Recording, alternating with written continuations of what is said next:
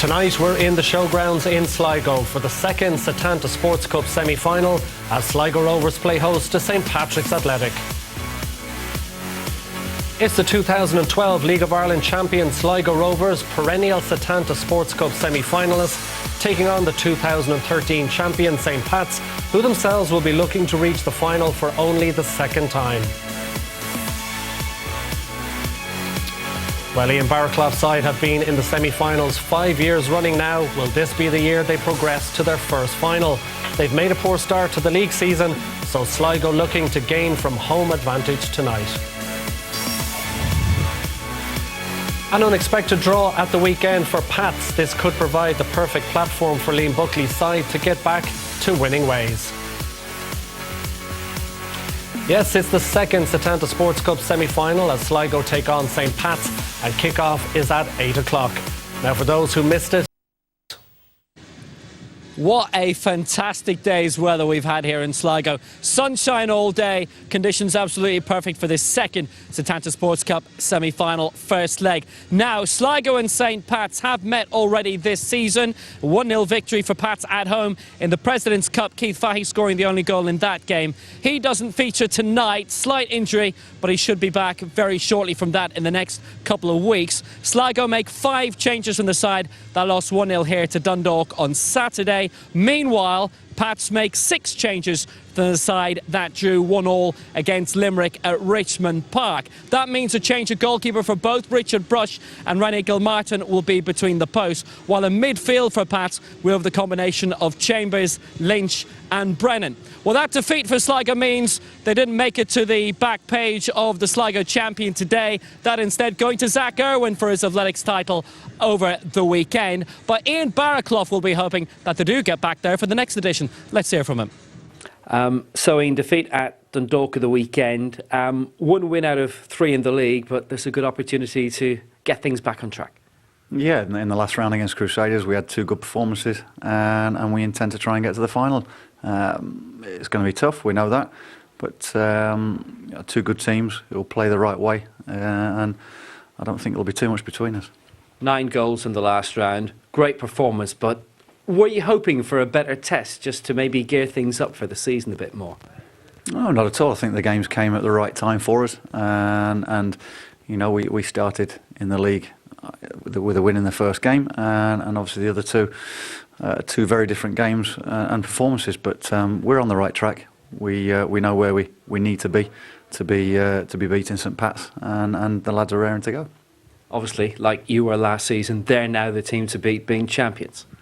Yeah, they are. I think, you know, we're both there to be shot at. You know, we're big clubs now. We've established ourselves, and everyone wants to come here and get one over on you. So we've had to deal with that for the last couple of years. But St Pat's are probably feeling it a little bit more, all being well. Well, Stephen, you had a bit of fortune against Sligo at the showgrounds at the weekend, with them reduced to 10 men after just 10 minutes. But they defended very well against you. You found it hard to break them down. It just goes to show how difficult a team they are to beat at home. Yeah, Sligo's record at home has been formidable for the last few seasons. They have good home support, and the record is very, very good. You know, we were delighted to win there the weekend. I think we deserved it overall. I think we definitely deserved it, but we found it very hard to break Sligo down. They set up well defensively. They defended very well on the night, and we left it very late. It must be said, we left it very late. But I didn't realise really that it's 5 years in a row Sligo Rovers have been in the semi-finals of the Setanta Cup. Yeah. So I'm sure on the 5th year they're going to want to get to the final. The players, will definitely, and the management will want to get to the final, and I'm sure they're geared for that, and it should be an evenly contested game this evening. Absolutely, possibly just 2 matches or 3 matches away now from glory in the Setanta Sports Cup for Sligo. After the break, Setanta Sports Cup semi-final, Sligo Rovers versus St Pat's. Now, 2 players who know the crowd well at the showgrounds are Mark Quigley and Lee Lynch. Both won the league with Sligo in 2012 and have joined St Pat's in the off-season. We caught up with them to see just how they're settling in. Yeah, enjoying it, yeah. It's obviously easier, I think, for me, probably than Lee. With Lee he's moved up now, but for me it's a great move. We train right around the corner from where I live, and obviously playing in Richmond, so it's a good move for me. What St Pat's done last year, I think a lot of the boys in the league respected what they've done, the way they played football, and bring in players like Quiggs as well and stuff, you know, and to add to whatever squad that they already had, you know. I wasn't going to say no to the chance to come up here, you know, and it was worth the move in the end. Looking at them last year, I knew it'd be a team that would suit me, the style of football that I play. So for me, it was a sort of a no-brainer. As soon as I spoke to Liam, it was, you know, basically the deal was done, and you know, I was delighted to come back. And I was wondering what way I'd feel with the fans, you know, I haven't been away for so long, but now they've taken to me, so it's good to be back. Another of St Pat's prodigal sons, Irish international Keith Fahey, has settled back into the team after a 4-year stint with Birmingham City and has already been influential this season. Yeah, at the end of the day, you can only learn off him, you know. It's good that he's back in the league, as Quiggs played with him previously before he moved away, you know, and a lot of the boys knew him from that and what a top-class player he is, you know, and he'll help us out a lot this year, you know, and hopefully get us to win the title again, you know. Lynch was part of one of the most successful eras in Sligo Rovers history, but is he worried about the reception for him on his return to the showgrounds? You know, they've got a great fan base up there, and it's just a different life up there, and all they got is football up there, so they love their football, and they're a great bunch of fans that I can't see them, you know, being taken to us bad. You know, I think they'll really look after us when we go up there, and there'll be no hassles with that. You know, I'm looking forward to playing them. You know, they've strengthened the squad again. Especially after winning the league 2 years ago, and then they won the FEI last year. You know, they'll be looking to push on again and win another title again. They're a really good team, a really strong side. When we played them in the President's Cup, you know, the manager put up their squad, and looking at it, you know, they have a really strong squad. And you know, being in the league so long, Joseph and those, you know, probably in the top 5 best players, I think, since I've been here anyway, that the league has ever seen. He's, even at the age that he is, I don't really know what his age is, but he's unbelievable. He's, you know, he's really, really good. And Danny North is obviously just seems to, you know, scores more time than not, you know, whenever he's on the pitch. So it's people like that you need to look out for, and they're always strong at the back, aren't they? They're always solid enough defensively. They're always solid. They're a really good side, really good side. Both of tonight's managers have built successful teams, but the similarities don't end there. Having played under them both, neither player is willing to divulge which of them is the better manager. I'll let you on to that one. No, they're in ways they're the same. You know, they're pretty relaxed, and you know, there's no tables getting flipped over at half time, and you know, teacups getting thrown. They're really relaxed, which, you know, for me, I'd rather that. They both look after their players. That's to do well. They're good at man management as well. They know every player is different, and they know that every player needs a bit more attention and a bit more training and stuff like that. So they're well focused on that. They know their squad's inside out, and as Quigg said, they like to play a certain way, and when they do play a certain way, you can see when it clicks, you know. Still only 28, Quigley has played for 5 of the Premier Division sides. Having spent 3 years at Richmond Park early in his career, perhaps his nomadic lifestyle is coming to an end. When I signed for Rovers last year, I was looking to stay. I was at the sort of, not that I'm old, but I was at the stage where, you know, I'd done a lot of moving around. I wanted to try settle down. It didn't happen there, and it's like that for Pats this year. Hopefully, you know, it's at the end of the day, it's down to me. You know, you sign 1-year contracts in this country, and it's at the end of the day, if you play well in that year, you know, usually you get another contract. So that's what I'm looking to do. I'm looking to, you know, get back into the team and get my fitness up and play well. And then let the manager, you know, hopefully offer me a contract at the end of the season. But, you know, 4 signs at the way it is at the moment, that the fans are, you know, got to take it to meet the players, a really, really good bunch of lads, and, you know, we'd love to, you know, stay on further than this year. Quigley has mixed memories from last year's final. After coming on as a sub close to the hour mark, he limped off less than 20 minutes later before watching a Shamrock Rovers side coast to a 7-1 victory. It was, obviously, you know, I would have loved to start the game. You know, I think any lad that plays and they're sub for the final, it's a bit heartbreaking, you know. But I came on, and obviously it didn't last too long. You know, it was a game that was probably over by the time I came on. I think it was probably 4-5-1 by the time I came on. So me going off had really no factor in the game. But no, it was a bit heartbreaking. But you know, I'd played in the previous round, so you know, I still felt part of it. It wasn't as if I'd only played the last few minutes of the final. You know, I'd played throughout the tournament and scored goals as well. So I did feel part of it, and it's you know, it's a medal that, you know, it's one that I put in the cabinet with the other one that I won, and I'd really, you know, I'm going to touch on it again. I'd really love to win it this year again. It's a great tournament for me. Yeah, well, we've got a squad to achieve, you know. We're going to set out to win as much as we can this year, and hopefully we can. It's always good to be associated with a team and a squad that wins things, you know. And I think I've just been lucky enough to be part of a great squad for 2 years like Sligo, and then to be asked to sign by Liam to another great squad here at St. Pat's. And the main thing is for us as players, just as we contribute to the squad and contribute to the team and do well for the team, and if it means winning a medal at the end of the year, as Quigg said, you put that on the mantelpiece and you can see what you've achieved over the year, and it's good to see. Stephen, there's always plenty. Welcome back. Just moments away from kick-off now at the showground. Steve, we'll just get your final thoughts. I'd imagine Sligo Rovers, with their home record, obviously be looking to take a lead into the second leg. From a Pat's point of view, would you think Liam would be happy if he could get a draw tonight? Yeah, he probably would. No, St. Pat's home form at Richmond is quite good as well. Yeah. So, I think the teams are evenly matched, and the midfield battle is intriguing. Killian Brennan and Lee Lynch against Dejali and Paul O'Connor and Keneally. James Chambers, how's he going to get on? After moving from Shamrock Rovers, can he discover his form that he had before he left St. Patrick's? Yeah. So it's an interesting game tonight. There's a couple of changes in the St. Pat's back four. Sean Hoare, young player coming in, Lorcan Fitzgerald, Conor McCormick playing right back. So it's a change back four for St. Pat's. How they cope with the pace of the front, Sligo's front three will be interesting. Perfect. Okay, so it's nicely set up. We're all set. Let's get over to the showgrounds and to our commentary team of Damien Lynch and first Will Downing. Hello everyone. The last two League of Ireland champions come head-to-head for the second time in this young season. St. Pat's beating Sligo 1-0 at Richmond Park in the revived President's Cup to start the campaign. Recent league successes they may have both gloriously enjoyed, but the Setanta Sports Cup has evaded both to date. Defeat for Sligo here against Stephen Kenny's Dundalk on Saturday. 72 hours on, 5 changes from the bitter red as Spillane, O'Connor, Jalali and Keneally come in outfield for McMillan, Corley, Russell and Odiambo. Richard Brush is back at Sligo for his third spell at the club. Eric Odiambo netted a debut hat-trick against Crusaders and can be sprung from the bench if needed. 6 changes for St. Patrick's Athletic from their weekend 1-1 draw with Limerick. That includes a switch between the posts also for them as Rene Gilmartin comes in for league-winning keeper Brendan Clark. Lee Lynch and Killian Brennan come into midfield with Fitzgerald, Hoare and Kavanagh also parachuted in for Birmingham. Oman, Bulger, Forrester and Christy Fagan. Keith Fahey and Kenny Brown are both out with knocks. It's all Northern officials tonight. Mervyn Smith is our referee. The assistants are Richard Story and David Anderson. The goal line officials are Arnold Hunter and Andrew Davey. The fourth official is Andrew Neeson.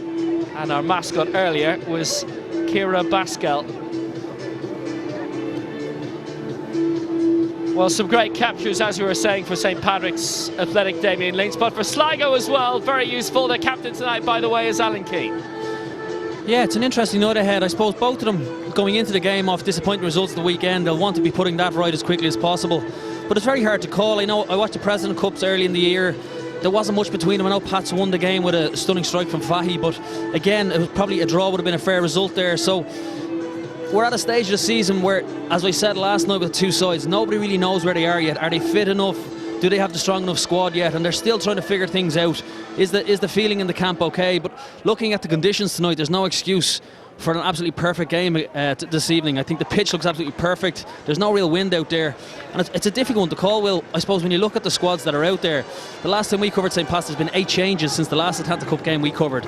And their side still looks like it's as good a side as you'll see in the league. So, yeah, I suppose the squad is the key out here. And the first 10 minutes is going to be really important, because last night when we watched Dundalk play, they got on top in the first 10 minutes. And whichever side does that tonight will really go on and dominate the game.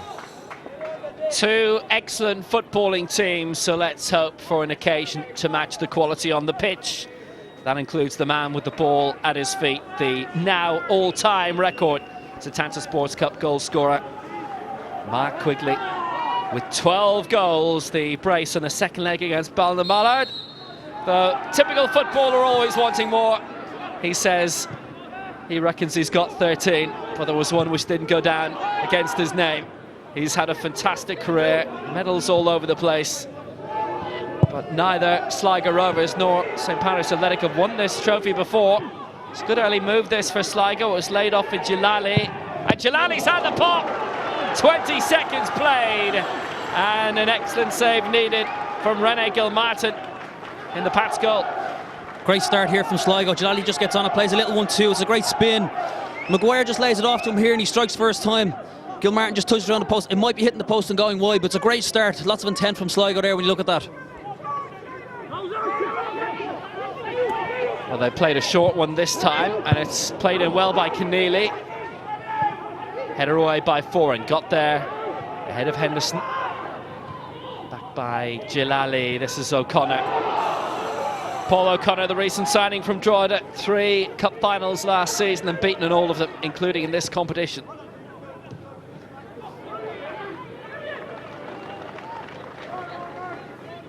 Including the FAI Cup final at the hands of Sligo.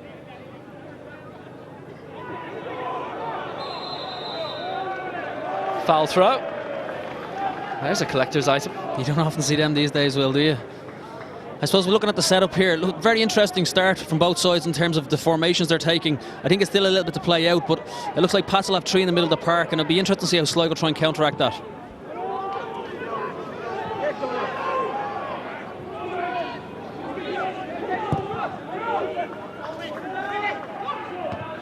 Strong clearance, well met by Lorcan Fitzgerald. Pats finding themselves under a bit of pressure early on. And Jalali with the cutout. Had supports up ahead, and quite a bit of it too. Maguire and North were peeling forward, but Kieran Jalali, signed last year from Wimbledon, is causing Pats a lot of trouble very early on here.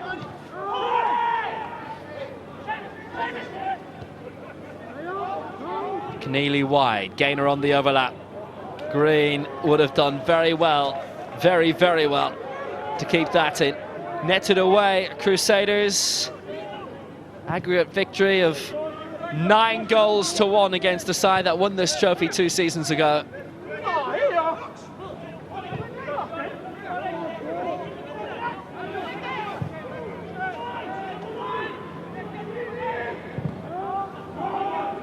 Launched long by Conor McCormick, recent signing from Shamrock Rovers.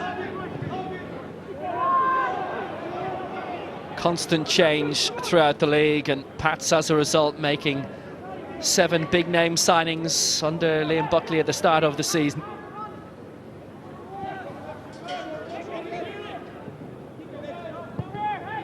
Seven matches in the campaign before tonight, unbeaten in all of them, including a Leinster Senior Cup win over Dundalk, the 2 victories over Ballymallard in this competition, and the President's Cup victory over Sligo, which was the league curtain raiser, but was actually their 3rd competitive game of the season.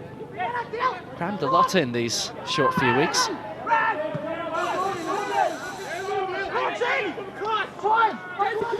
Neither side has settled down so far, Will. I think it's like being played at 100 miles an hour. Nobody's getting on the ball yet. A couple of long balls over the top. But I think both managers will have said tonight, after the disappointing weekend, we need to get a result, a really strong performance from both to get back on track here. I think when you look at Sligo, they haven't really started the season overly well. I think Ian Barraclough will be saying, I don't think he'll be worrying too much, but I just think at some point they're just looking for that one result, and what better way to do it against the champions.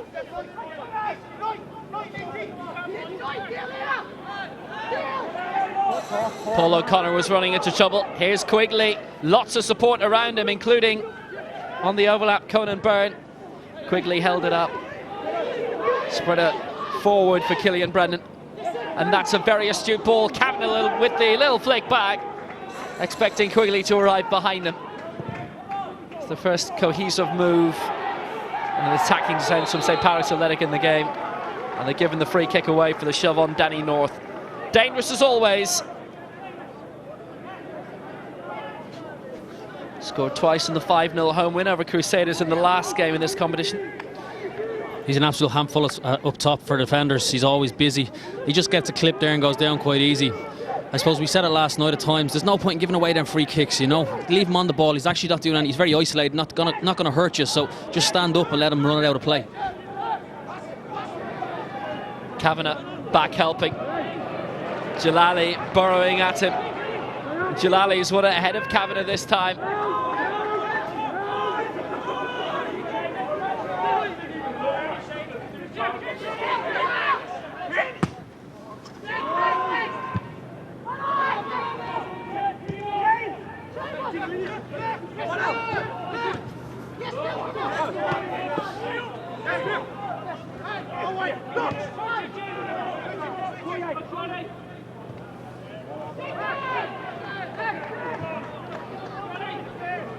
Cross for Sean Hoare has been brought in, centre of defence, to partner Derek Foran this evening.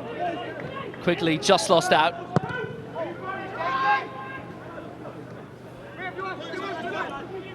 It's nice football there from Pats. They're actually playing it around, finding little pockets in between the Sligo back four and in between the midfield. They're actually moving the ball quite well in the last couple of minutes. I think Chambers is key. He's such a playmaker at times. He did it for Rovers when he was there. He gets on the ball and he makes things happen, and he gives Lynch a bit of room to play off him. Good build up here. Being sent across by Lorcan Fitzgerald, but very swiftly cut out by Jeff Henderson. Signed from Newcastle United 2 seasons ago. Joined in time for the league success in 2012. I think, Will, that's going to be key tonight. We look at Chambers, he sits in front of the back four, and it gives Brennan and Lynch that freedom to go and play, and they don't actually have to worry about what's behind them. They just get on the ball, they try and pick up positions that are actually hard for Sligo to mark, and we'll see that as the game progresses more and more. It's just when they get into them positions, can they have the cutting edge to finish it off? Well, there will be a little bit of injury treatment straight away, but you're at the President's Cup final. What kind of a match was it? It was a little bit laboured, I suppose. You know, it was a very early in the season. Both sides were filling each other out. As I said, I think there wasn't much between the teams. It was that one goal, and it was a wonder strike from Keith Fahey. What a way to announce you're back in the league. Really good strike. But after that, then Sligo just didn't do enough to get back into the game. And I think in Barraclough, it sort of summed up their season, even though it was so early. They just didn't have that cutting edge up top to try and where we saw that a couple of seasons ago. In them types of game, they had the players who were able to get a goal out of nothing, you know, or create something in the last third. They're just lacking that at the moment.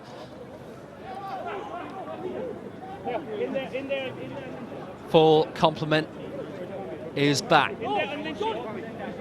Corner for St Patrick's Athletic. Not much movement in the middle at the moment. Sligo will be down to 10 men for the time being. Spillan's gone off, whipped in dangerously, but it was a good little flick away. A goal by Richard Brush. It might actually be a knock now for Pats just on the edge of the area. And there is. Derek Foran is toppled over.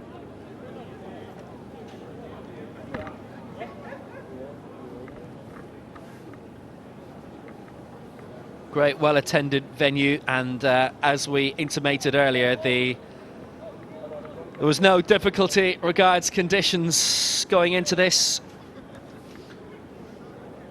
Superb day. Decent delivery there, wasn't it? Right in under keeper.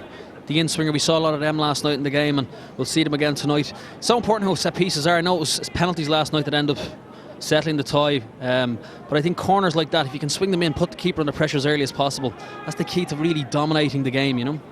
Dry day, has been a fantastic afternoon in Sligo. Short throw for Conan Byrne. Located McCormick with a chance to get a swing across in, and he found Kavanagh. Couldn't head it forward. Quigley to hold it up, support behind. Brennan back for Quigley again. Keane facing it. Kavanagh just outside the area, pushed over. Great position for this free kick for St Patrick's Athletic. Great build-up play. Kavanagh, such strength there, stands up, holds off the player, and he just goes over here. Really good play from him. He was just trying to come inside and let one fly off his right foot. We've actually seen him score a few goals like that in the past. Real good opportunity here now. What are we, 18, 20 yards out? Really good chance to test the goalkeeper. Byrne, Quigley and Brennan are the three around it. Something's happened behind the referee's back. Something that's been said, possibly. Yellow card against Derek Foran. Did he come on too early? He's hobbling back off again.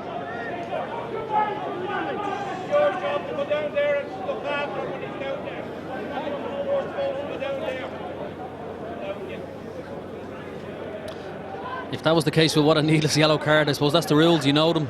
obey by them. Well, it's the triumvirate still around the ball for this free kick. Byrne to the left, Brennan to the right, Quigley down the middle. Little loop by Byrne, met the wall, which did its job and held firm. Cut out by Horse, swung back in by Quigley. Little flick by Darrell Kavanagh was so important to Pat's title charge last season, I thought. It was a great capture from Cork City, whose run ended right at the end of the semi-final.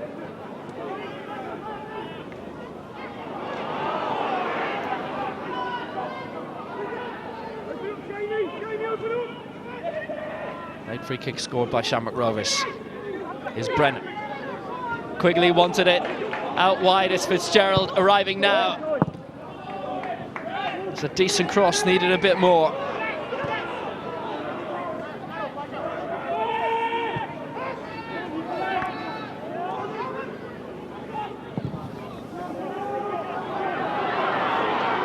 It's an exquisite ball forward. Green on the chase after it. With Derek Foran back on the pitch and in the way. Fifth semi-final in a row for Sligo, and they've lost the previous 4. Never reached the final. Pats just the one in 2010 when they lost 1-0 to Bohemians at Tallaght Stadium. First final that was played there. It's cut out by Gaynor.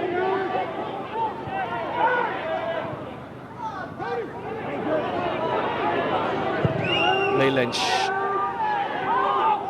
Another superb capture, he coming from Sligo. To me, Will, I think he's one of the signs of the season so far. He's a lot of potential. Over the last couple of years, I've watched him quite a bit, and he just influences games. He's a young lad, and he actually gets on the ball, tries to make things happen. He's not one of these players that waits for the ball to come to him. He actually goes and grabs a hold of the ball and does his best to influence matches. It'll be interesting to see how often he plays this year. That's the thing. I suppose when you look at the Pats squad, we've seen it over the years. Remember when Shelbourne won the league and they signed 3 top players from Bows that time, and everyone expected them to go on and win the league comfortably. It didn't quite happen. I think keeping a squad happy is really important, and it's going to be very difficult for Liam Buckley to do that this year. You know, they've some absolutely fantastic players, particularly in around the centre of the park, but how often is everybody going to play? He's probably delighted with all these matches so he can use all his squad. Realistically, it doesn't seem to matter who he fields. Always looks a strong side. Kavanagh, quick, sharp layoff. Quigley, 3 waiting in the middle. That includes Lynch, who was calling for it in the edge of the box. Tees it up for Chambers. Second spell at the club, having been with Pats in 2012.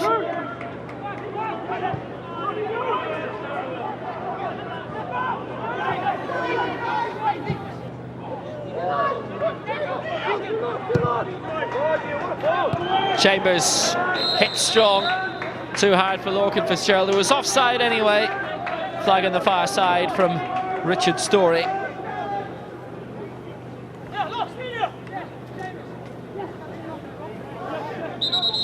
Great play here by St. Pat's. Quigley gets the ball out wide here. There's 2 players. I think Conan Burns on the edge of the box here. It's a terrible ball in. Him and Lee Lynch are lining up for it. He just rolled that across the box on the ground, and the lads will be able to hit the ball first time. Missed opportunity there.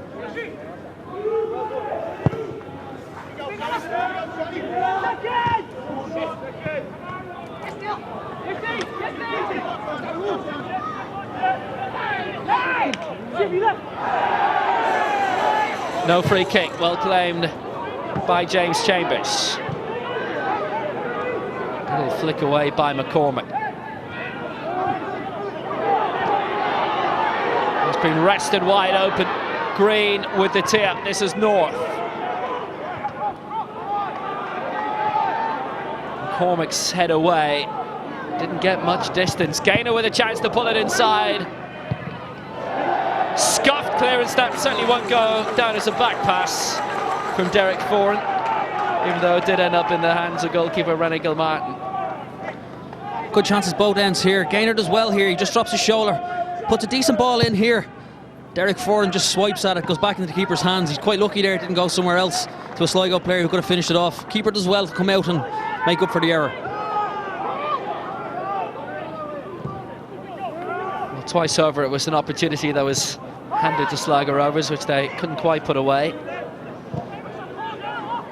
It's quite open though, Will, isn't it? When you look at it, both sides are having a go either end. The midfield, everyone's been allowed play on it.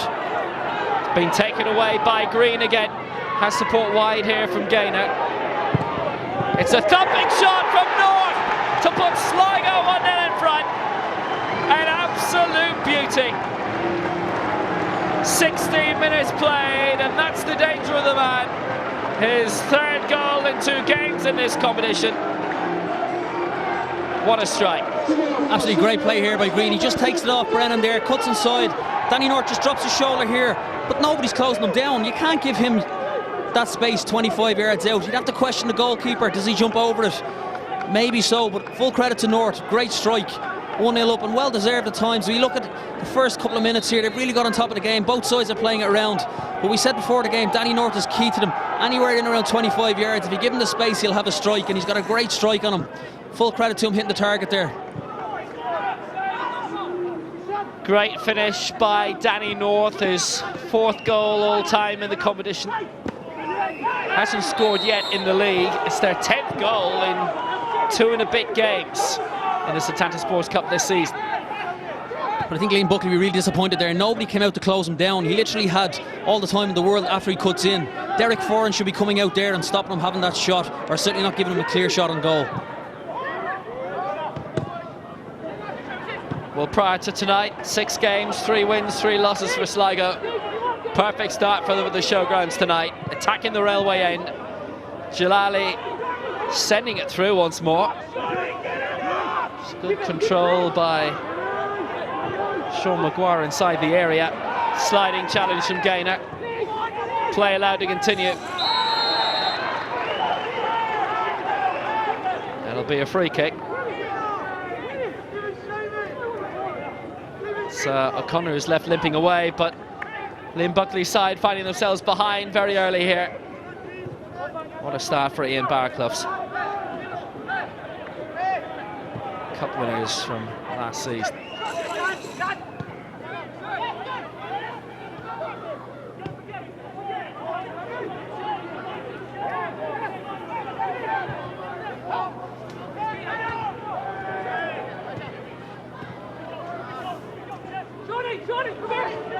Maguire signed on loan until the summer from West Ham. Brennan. Chambers has support wide here from Quigley. Good challenge by Alan Keane. That'll be a red ball. Disappointing ball from Chambers there. He just gives enough for Keane to come in and take it off him. He should really play that to Quigley's feet, and it just goes off Quigley on the way out. He's very frustrated there. But it was a real opportunity there for him to get in behind. And the thing I didn't like there was they were in behind the Sligo Rovers midfield, but they didn't really try and commit. They were very patient on the ball, a little bit too patient, instead of really going at them and trying to commit a couple of Rovers defenders.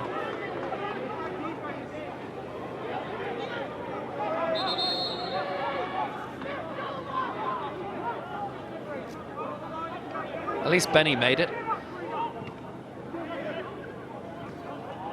North. Again, Keane was in space on this near side, but it was cut out by Darryl Cabinet. Keane will be found now. It's typical burst down the right-hand side. Has support even wider this time from Jalali.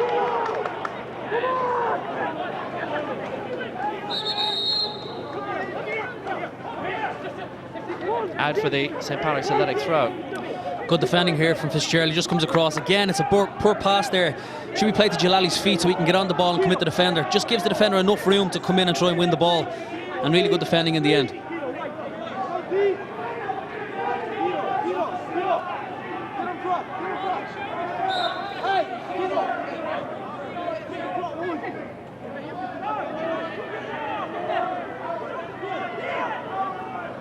Hesitation as took a while for Darryl Kavanagh to finally present himself as nobody else did. Quigley got the head on. Now there could be a burst here from Lynch, who has the pace.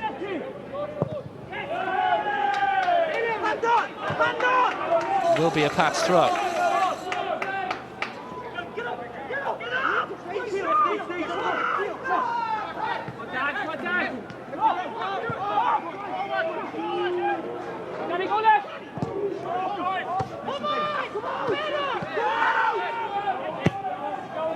Gilani right down the middle, superb ball, excellent tee off. North had the strike. It's exquisite play up front. Keneally now with a chance to bring it forward. Keane. Excellent tee up by Green it was for that previous opportunity. Sligo looking to move it again down the left hand side through Gaynor. What a ball it is, and Green is onside, and he's hit it right through to the railway end. I wouldn't worry about that from Green's perspective. It's really good play from Sligo again. Since the goal has gone in, they're really grown in confidence. He just gets on the ball here, tries to let fly, just bobbles up before he hits it, goes over the bar. But just prior to that, some fantastic play there. Green going in behind it past the fence. Lovely layoff for North, who lets fly again. It's a beautiful back heel here. But look at the space Danny North has again. He's within 5 yards, nobody's going near him. Now he hits the defender with that, but a couple more of them, he'll soon be hitting the target.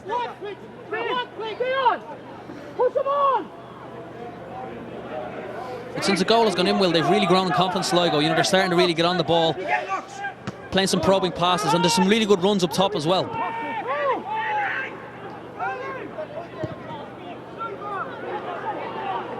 Spillane launching it forward.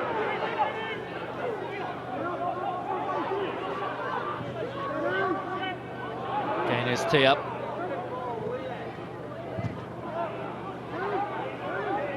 Gaynor among those having to track back now, and Keneally as well. It was Keneally's challenge. It's St. Patrick's Athletics free kick. Foul on Killian Brennan. Brennan does well here, sees the challenge coming from Keneally, just goes over. It is a free kick, not much in it. As we said last night, all four brothers now at 4 different clubs this season, but they've never been at the same club at the one time. Doesn't look as if 4 brothers have ever actually played at a League of Ireland club simultaneously before. Not the checks we've done anyhow. Too strong from Killian Brennan that time, just went beyond Lee Lynch. Very astute signing, was very important to Sligo during their previous successful seasons, winning the league 2012, the Cup 2013.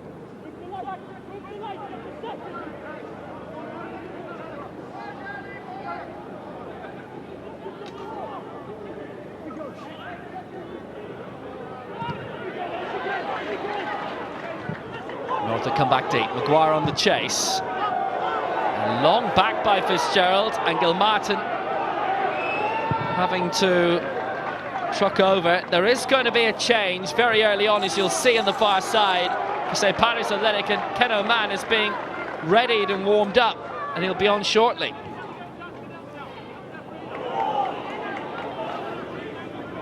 Kavanagh looking for it in the middle. He'll have to wait. Attempt a ball forward by Conan Byrne.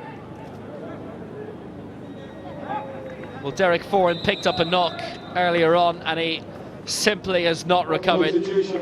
So Ken O'Man will replace him. Not even 25 minutes played. What a player to be bringing on, though. Ken O'Man, one of the most decorated defenders over the last couple of years. Really good signing again. And I suppose we keep saying that, don't we? There's so many signings made. Nobody has any sort of continuity anymore. As soon as the season finishes, it's just a free-for-all of where players will end up. He's got 3 leagues, 2 cups, 4 League Cups, 2 Setanta Sports Cups. 3 if you include the one in which he didn't play in the final when he was on Bo's books in 2010. It's another excellent launch upfield. This North waiting for the cavalry to arrive. And Maguire's coming up now, and O'Connor also. Maguire has it. O'Connor in the middle. Looking for a stronger finish. Now it's St. Pat's on the break. Brennan. Support wide from Conan Byrne. In the middle it's Mark Quigley. 2 last time at home against Balnamallard, bringing his all-time tally to 12, bringing him above Peter Thompson and Dennis Bean.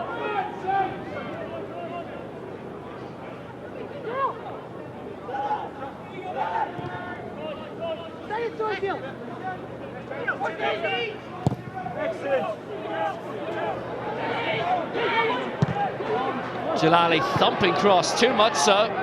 Sean Maguire was hanging around in the centre, but that too strong for him.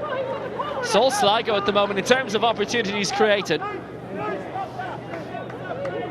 I think it's the threat in behind, Will, that's really opening up the space. It's one thing when you're a defender, if everything's in front of you, you're comfortable, you can go tight if you want to, but you look at North, he wants to get in behind, Jalali's running in behind, and they're selfless runs at times because a lot of the time the ball won't come, but as a defender you have to drop. The next time the fullback gets the ball, you're saying to yourself, I'm going to drop early, and it just creates that little bit of space in the middle of the park. So Derek Foran off injured. Derry away next Friday, Dundalk at home, Bray away, Shamrock Rovers at home. And that's all before the second leg on the 14th of April. Just happens to be the birthday of the St. Patrick's Athletic manager. They have a free kick just outside the area. Green, the offender. A few words shared afterwards. The foul was on Killian Brennan, and he'll be one of those queuing up to take.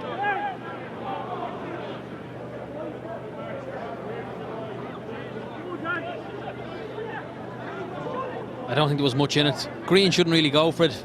He raises his foot up there, just catches Brennan in the chest there. Two of them are going for it.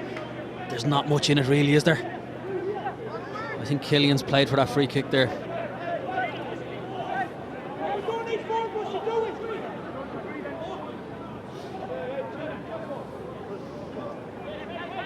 Brennan over this along with Conan Byrne. Richard Brush is wary.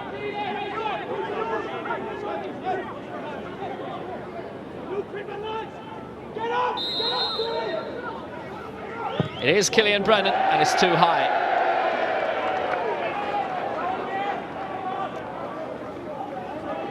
Argue it's their first real proper attempt on goal in the game. Yeah, it's poor free kick, poor execution there. He actually has a slow run up to it, gets his foot under the ball. It's actually quite a bit out. It's probably 30 yards out. Has to be a special shot from there to beat Richard Brush. Largely been on the bench the past few seasons. Was there when Shamrock Rovers won the league in 2011, played 7 times for them, once in the league for Sligo when they won the title in 2012.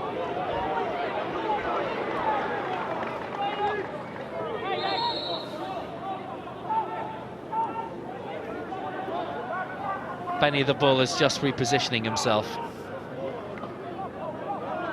just to be on the safe side. Could have actually stuck a foot out for a tackle there, in fairness.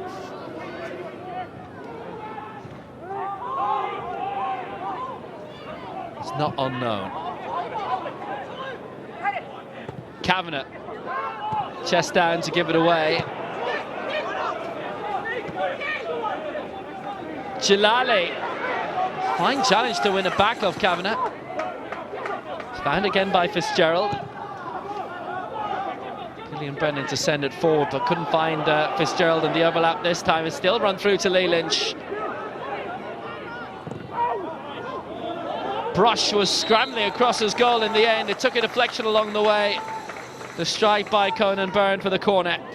Good play here by Lynch, gets the ball out wide. Conan Byrne just cuts inside, has a strike with his weak foot there, just goes out for a corner. To be honest, I'd like to see him stop there and go back outside and really take on the defender. He also had McCormick come up outside him on the overlap, which he could have got a good cross in, but they've won the corner.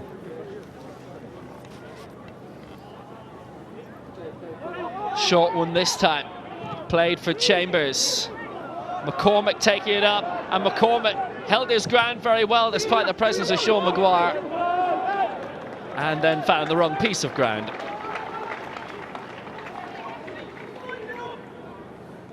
It was actually a decent corner, create a bit of space here. McCormick, he's lots of space here, just go on, and he gets caught in 2 minds here. I'm not quite sure what he's trying there, trying to put him up to the back post for someone coming in, but he probably should have just got the ball out of his feet. He's 25 yards out, have a strike and see how he gets on.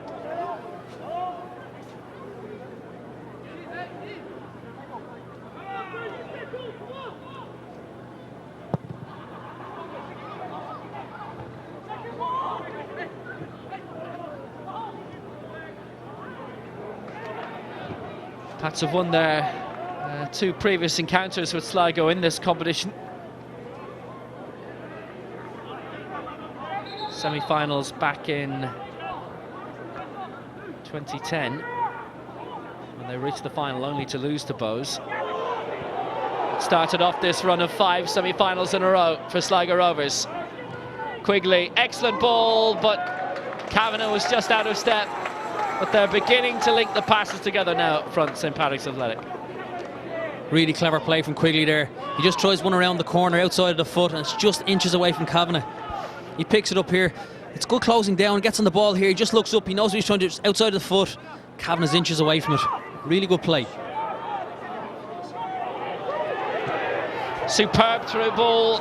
O'Connor found by Maguire. Maguire denied this time. Gilmartin.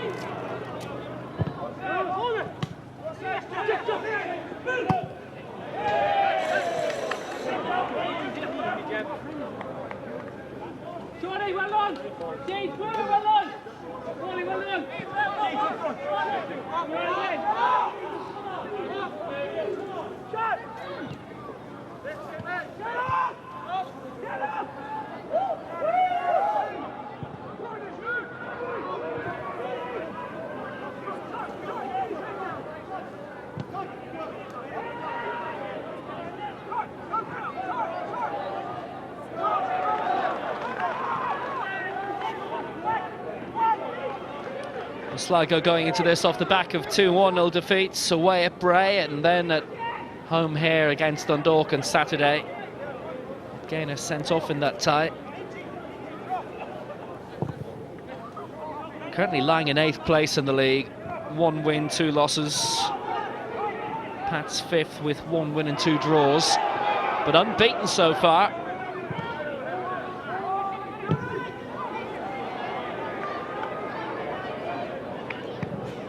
Stayed in, despite the height and distance.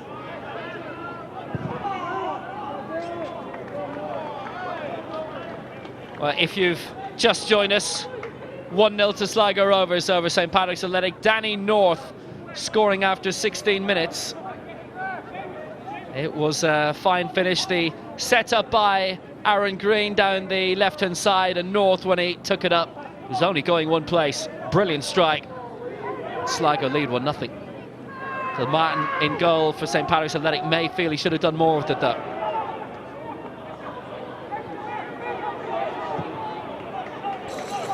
All the way across by Conan Byrne. This finds Lorcan Fitzgerald. Jalali with him. 5 changes for Sligo tonight, 6 for St Patrick's Athletic. And Fitzgerald continues to run forward. An astute ball up by Quigley. Just too pacey for Fitzgerald, who'd carried on all the way from his left back position. They're threatening though, Will. You can see that, another little dink over the top from Quigley there. Just another inch off Fitzgerald with a good run in the middle of the park. But I think if you look at Pats, anything good has come through Killian Brennan when he's got on the ball. He's finding good space out there, and he's actually moving the ball quite well.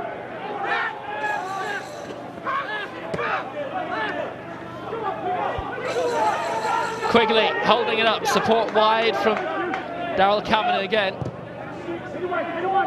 Trying to pick out Conan Byrne over on the far side. It's Conor McCormick instead. They've lost Foran with a dead leg, incidentally.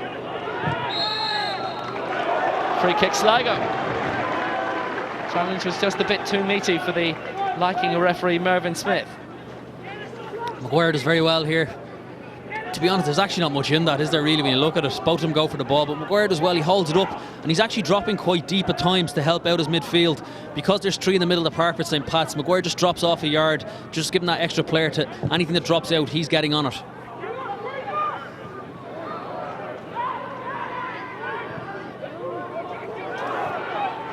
O'Connor playing it wide. Here's Jalali again. Good work, what a chance! Almost 2. O'Connor denied by a fingertip. Point blank save by Gilmartin, about which he surely knew little. Fantastic play here from Jalali. He just drops his shoulder. Fitzgerald doesn't get near him. He actually just pulls it back. And O'Connor, It's not the strongest strike. He actually should do better there, but full credit to the goalkeeper. Stands up and just pushes around the post. It looked like it was going to bobble in. But really good play from Jalali out here. He gets on the ball and he commits the defender. He tries to really be threatening, get in behind them. Good claim by Gilmartin this time. Signed from Plymouth last summer. Previously a Walsall and Watford, and back home with St Kevin's Boys to start his career. Yeovil and Crawley he's played with on loan. Launched it long, aimed for Quigley. Rare outing for him, but a very, very good save.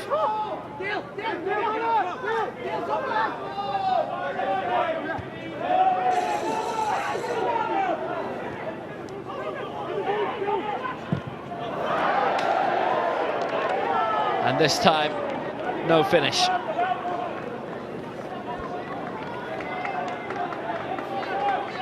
Well, he hit one target anyway. There's a bit of urgency there from Killian Brennan. It was him who triggered that. He actually closed down really well from the throw-in. Creates the chance for Lynch to pass it out to Byrne, and he probably should just run at the defender there instead of shooting. It bobbles up on him, in fairness to him. But what I like to see him there, similar to Jalali up the other end, once he gets the one-on-one, actually try and commit the defender. Get at him. It's early in the game. Defenders don't like it. I know from my experience, if I come across a winger who gets on the ball and runs at me, I'm thinking to myself, it's going to be a long, long night.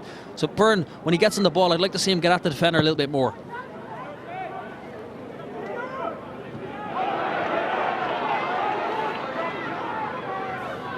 Long launched kick out again by Richard Brush to find Sean Maguire.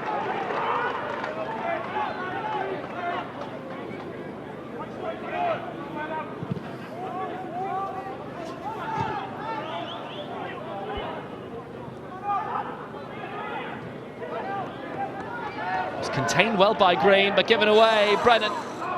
They've got three launching themselves forward. It's played out wide again for Fitzgerald.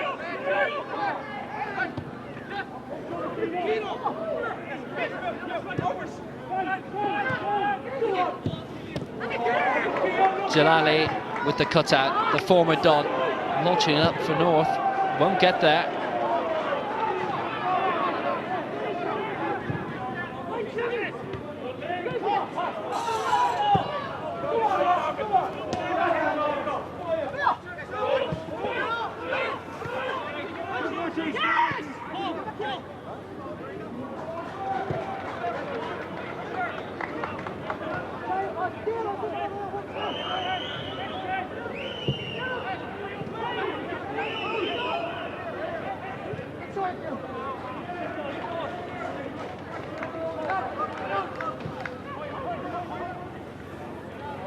Brennan bringing it forward, short layoff by Conan Byrne. Kavanagh's the furthest forward in a central position. They won't pick him out this way. It's good patient build-up though. When you look at it, that's probably 20 passes they've had there, in and out, and they're keeping possession. They haven't created anything, but I think that's the way St. Pat's play. Just as I say that, long ball from the goalkeeper straight through. But I think that's the key. When if they're forced into long balls, that doesn't suit them. It's Brennan getting on the ball, it's Chambers getting on the ball, Quigley getting on the ball, and just trying passes. And they did very well there for about 20 passes, moving the ball, trying to create a space. I think if they want to get back into the game, they'll do that just a little bit further up the pitch.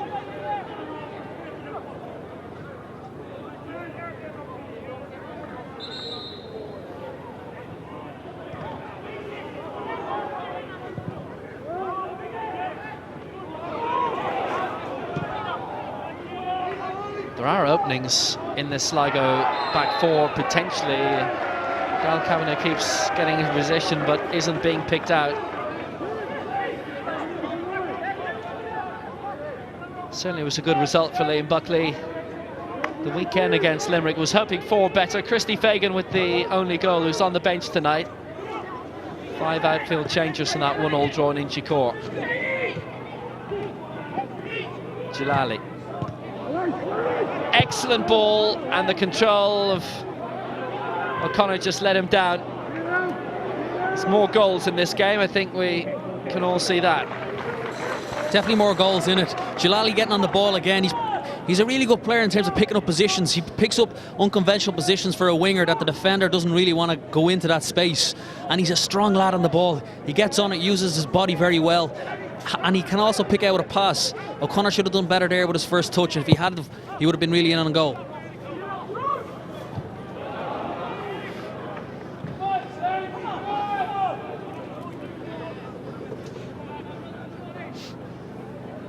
Ian Barraclough's picked up some impressive Football League talent to bring into the League of Ireland. Jalali and Odiambo's on the bench. He'll be delighted with this first half though. They've come out, they've started well, they've got on the ball, they've moved it well. And I think off the back of a disappointing result, you're always worried coming out. How will you react to it? How will the lads in the dressing room react? And in fairness to them, they've come out and done very well. Well, they go into this off the back of 2 losses, as we intimated earlier. But their reaction has been supreme so far. They've got 4 forward here. What a tee up. And O'Connor hits it onto the rail line.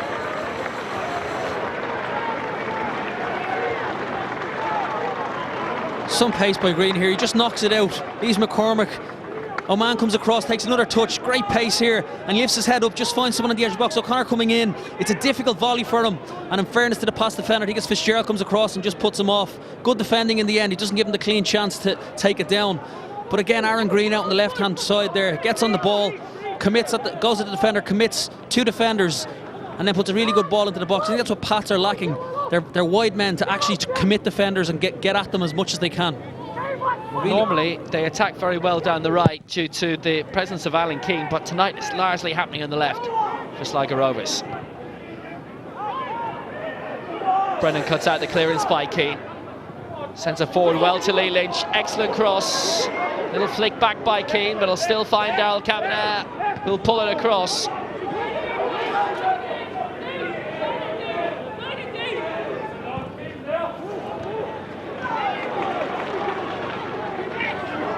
Maguire finds Keneally.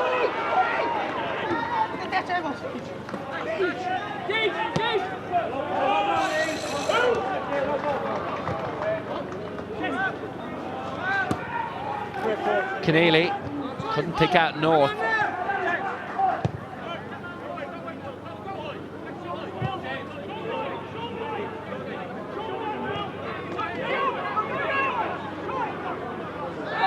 That'll be a free kick. Challenged by Gaynor. Found himself red carded against Dundalk at the weekend and Saturday. Extra 24 hours to prepare for this game then Dundalk had, but that's the way the fixtures fell. Dundalk won anyway last night. It's Chambers. Kavanagh's flick on was too astute for Fitzgerald. Goal kick it is. I think something Liam Buckley will be looking at half-time is Mark Whitley playing up top on his own. He's actually dropping about 20 yards deeper than he should do. Because he's on his own up there, they really need someone to stay up top and be that focal point. I think when you look at Fagan, when he's up there, he actually is very selfish at times. He stays up top and he'll actually... Players can run off him, he can lay off the ball, whereas Quigley's coming deep and at times there's no one up top to really take the ball in. And it leaves them having to go wide. If he was up top, they could play it up to him. The wide players could run in off him. And they're really lacking that in the first half.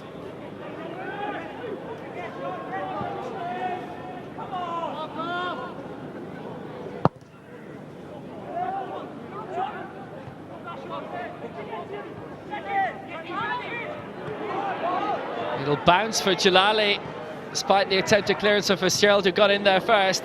North with the original flick on. He couldn't latch on to the final pass. Another good through ball it was by Keneally. Kavanagh, head of King.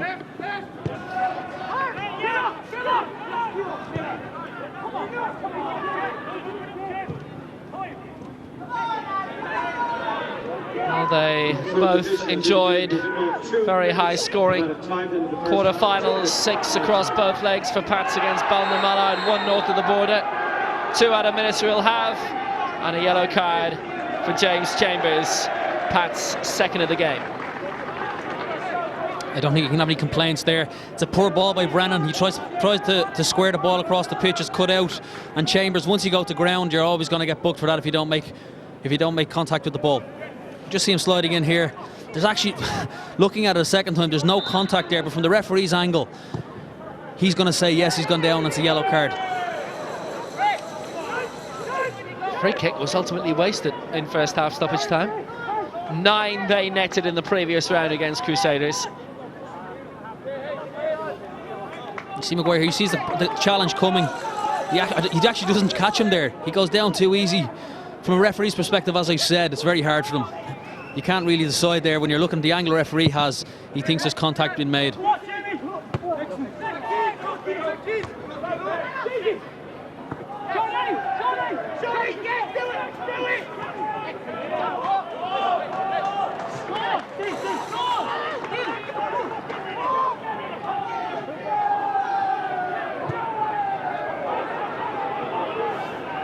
Slightly dicey pass directly across the edge of their own area, and they might have paid for it too.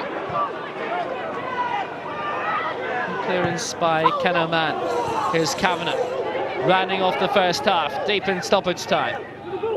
Kavanagh support alongside from Mark Quigley, despite the presence forward of Lorcan Fitzgerald, again the left back. Again, quite couldn't find the way through. Hoare.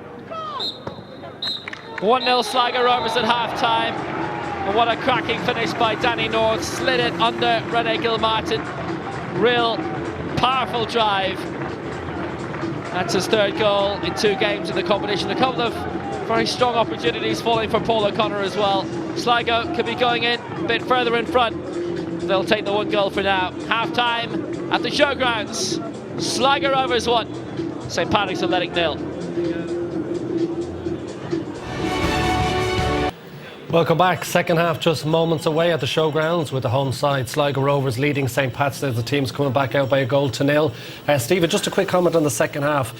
Pats, as you say, will obviously be looking to try and get that away goal, but Sligo will take a lot of heart from that first half that they can go on and get a second. Yeah, I think Sligo will be anxious to get a second now, I think, and take it to... They know that going to Richmond Park will be difficult. They'd love to get a second goal.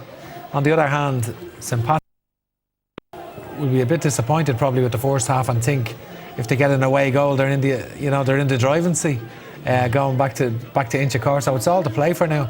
Can Sligo sustain that with the level of chances they created? Created 4 or 5 really good chances. Can they take another one, or will Pats come back into it now and up the tempo of the performance and try and get an away goal? Okay, thanks, Stephen. So it's nicely set up. Let's get back to our commentators, Damien Lynch and Will Downing.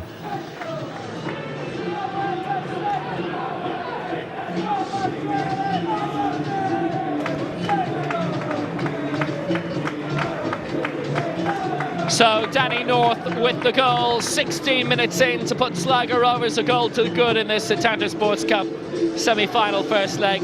And what a cracking strike it was. Well, he and Mark Quigley have played alongside each other here. North having worn Pat's colours previously. Played with them for the Dundalk.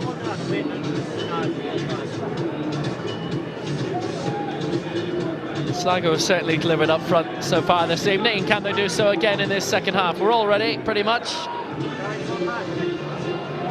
A reminder that away goals count all the way across the 180 minutes of the tie. Don't have any yet in this, though.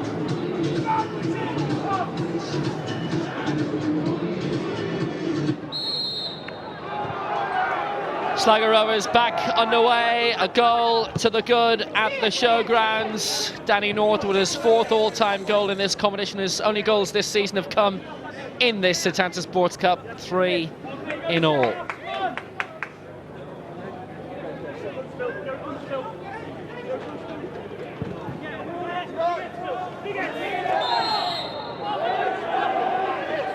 Well, no joy for Mark Quigley right at the start of this second half. The conditions so much better than what we saw in Tala last night, but the pitch held up very well there, and obviously no trouble here today.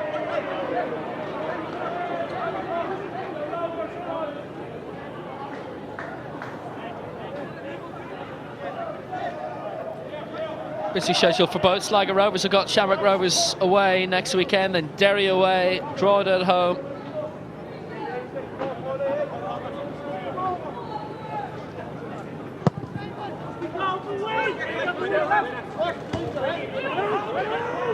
Met by Green.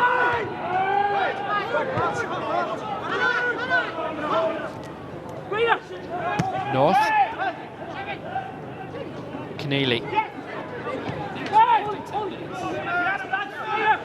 Green to hold it up again, and North trying to peel away towards the edge of the area. It's held up by Chambers. Now Gaynor. Excellent work by Ross Gaynor, former Ireland under-21 international, and he's still going. Corner it'll be. Cut out by Conor McCormick. What great work down the left-hand side.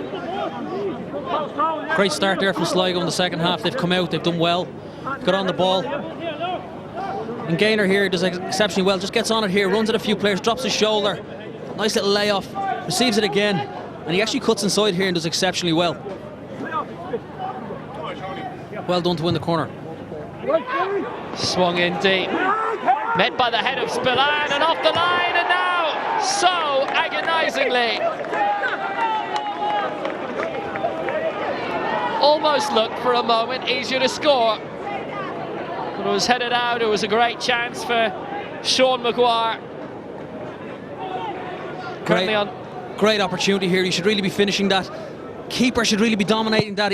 He stands back, he doesn't come and catch it. Poor header out to the 6-yard box. Maguire should be finishing that. 2-0 up, and he'll be halfway through to the semi-final. He'd be really disappointed with that, Will. Maybe they'll make up for it now. Maguire with a strike. Important block by Hoare. And the man on loan from West Ham coming very close to scoring against the side in claret and blue, but he didn't. And really, he should have. Decent effort here from good run from in behind. Quick corner. It's very quickly taken again. It was played short to Keneally. Thumped over the top at the end from the corner taker Green. But Sligo are putting a lot of early pressure on in this second half. Yeah, first 3.5 minutes they've come out, and Pats haven't got out of their own half. It's a poor start by Pats. I thought they'd come out, there'd be a bit of reaction there. Wonder if there's a bit of trouble here for Rene Gilmartin. Might have overstretched. They've sent out Brendan Clark already to warm up. The start of this second half, there will be attention needed too. Strike high from Green, and then Gilmartin felt himself. Yep. Trouble.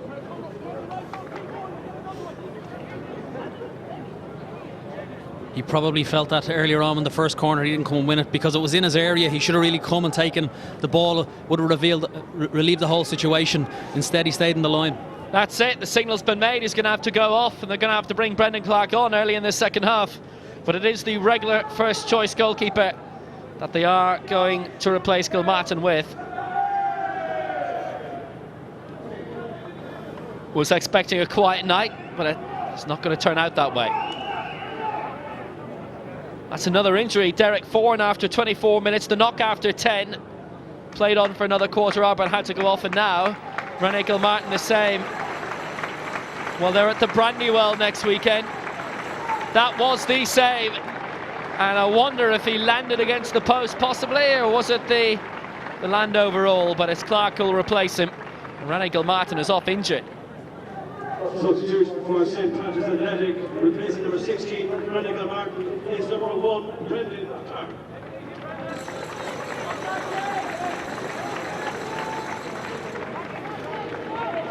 Well, Clark, formerly of Sligo Rovers, helped them win the cup in 2011. He's just come on here, Will. He hasn't warmed up and he has to take a goal kick. Doesn't look ready here. If he's to launch this long, if I was Liam Buckley, I'd be worried about a thigh muscle or something here. He decides to go short in the end. Probably the only option that was there, but they have to go long now. It's all right.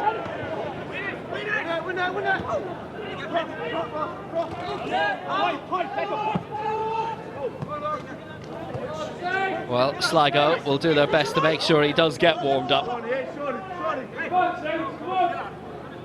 as quickly as possible.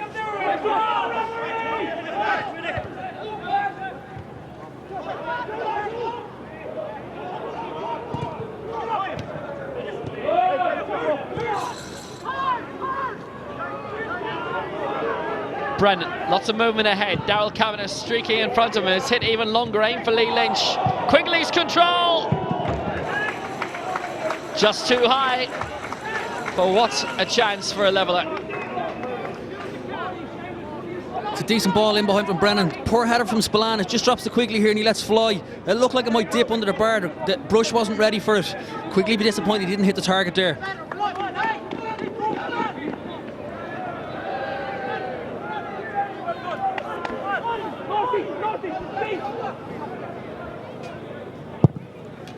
Well, it's Richard Brush. Meaning that Sligo's a regular second choice goalkeeper is still between the posts for them. Gary Rogers, the regular Sligo keeper, is on the bench for them also tonight, which is always a useful thing to have. But this could be two, and it's not. And again, Maguire cannot find the target, yet to score for Sligo. He's had two brilliant chances, and neither occasion could he keep it straight. Really lacking confidence there. You could see it in him. He had no conviction when the ball dropped to him, and he really should be scoring there. Not even hitting the target. He's 18 yards out, maybe 16 yards out. The ball is on he's on his own. Free strike of the ball, and he puts it wide. Well, two extraordinary opportunities for Maguire. And now there's one opening up for Pats here. It's Conan Byrne down the right-hand side, slipped in the middle. Keane was there first. And Paul O'Connor won't have the chance to get it away. It's Chambers instead. Slipped in towards Kavanagh. Game's really opened up now. A lot more frenetic. Kavanagh. Good cross cut out well by Jeff Henderson.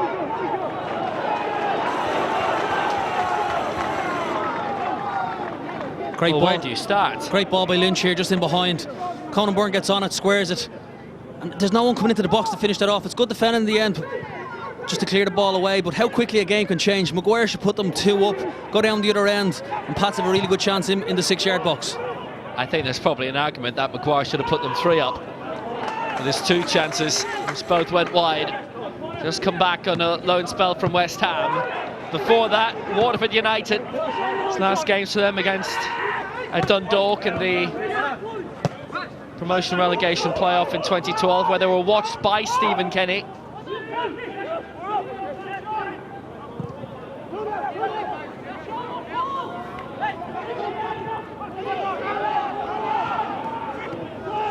I was there hoping he was watching Waterford, but turned out he aiming a bit further north instead.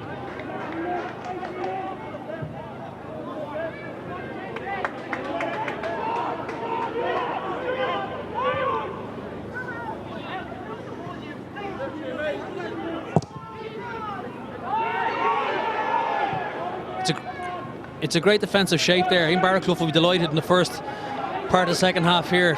They're actually just two banks of four sitting down, sitting in front, making it difficult for anyone to break them down. And Pats at times are having to go long. Kavanagh, head down, speeding up.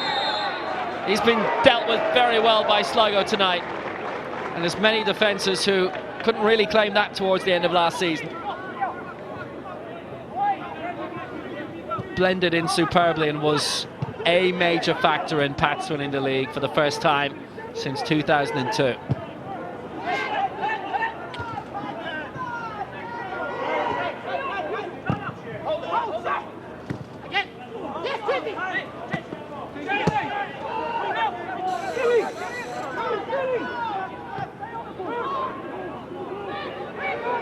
Quigley.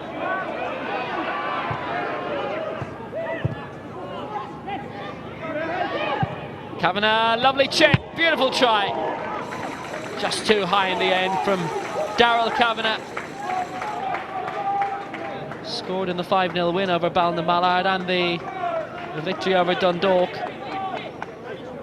in the Leinster Senior Cup. This would have been a nice significant strike for him. It's beautiful play there by Quigley and Brennan. Little intricate passes just in around the last third, making really good progress there. Lay it off to Kavanagh. He just drops his shoulder and tries to bend in top corner. Really good play from Pats there.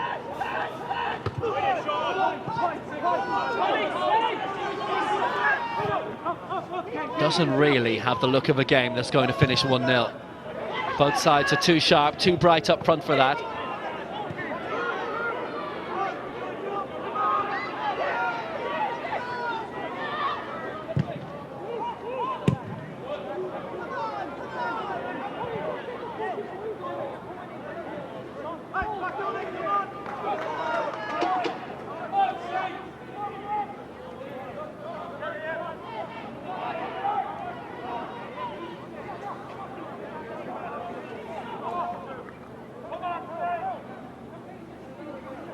Juventus Parma in this slot tomorrow night, by the way. Serie A, Juve hoping to go a step closer to the title.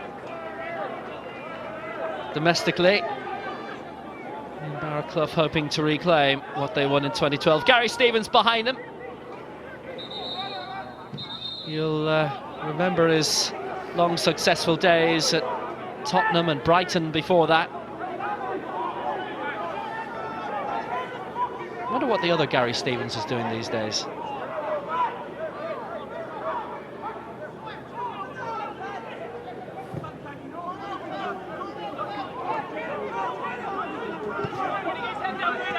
McCormick.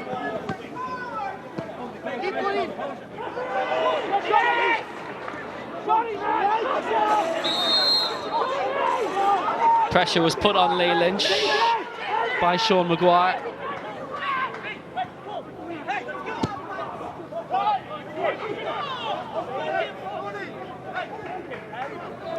Just look back to those two Maguire opportunities, and if is a useless word, but if you put both away as you'd expect them to, comfortable margin, and well, this confidence would be sky high now, wouldn't it? Not just tonight, but for upcoming games. And there are some real corkers coming up for Sligo. Shamrock Rovers away, Derry away, Drogheda at home.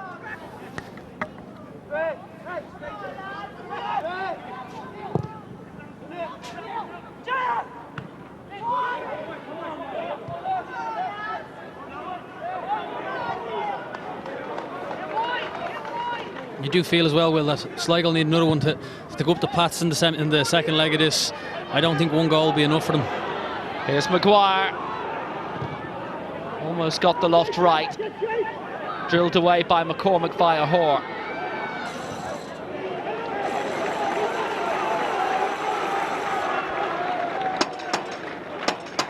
As said previously, they have met before in a semi-final, these two.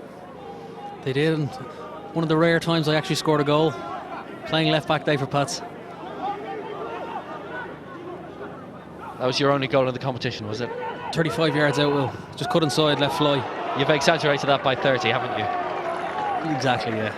Thought so. 29.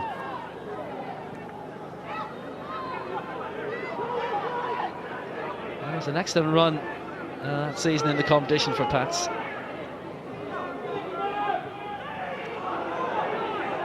Still had group stages back then as well. Straight knockout was introduced the season after.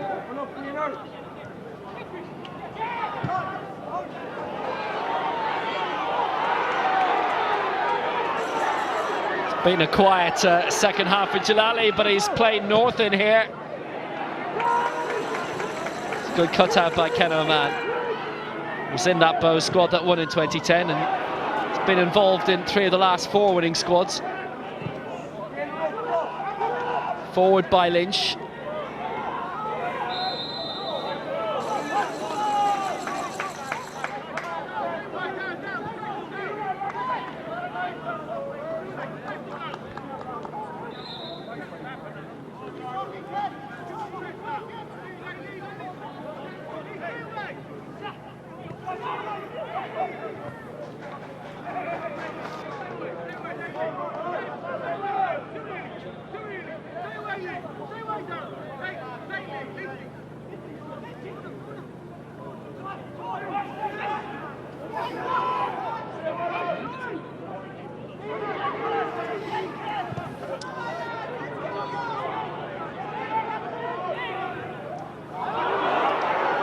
Given away this time by Jalali. Quigley out wide again for Conan Byrne, waiting for the reinforcements to arrive in the middle, but they haven't yet.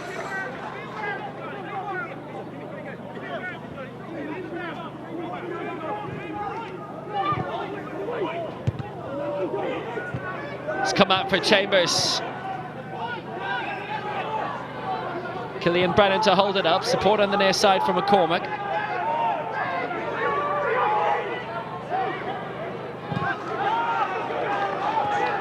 It's not been the sort of evening where Brennan's had a chance to work it well down the wings, because on this side, Sligo have been largely dominating. I think when Brennan picks up the ball there, it's on his left foot. I just want to take a touch out of his feet and whip a ball into the box. It's going to be an in-swinger. At times, Pats, they do have the build-up, and that's really important to their play, and I totally get that, but at times you just need to get the ball into the box. Quigley's in there, you've Lynch in there, and you never know what's going to happen. You put a ball in, it could break, half chance for somebody.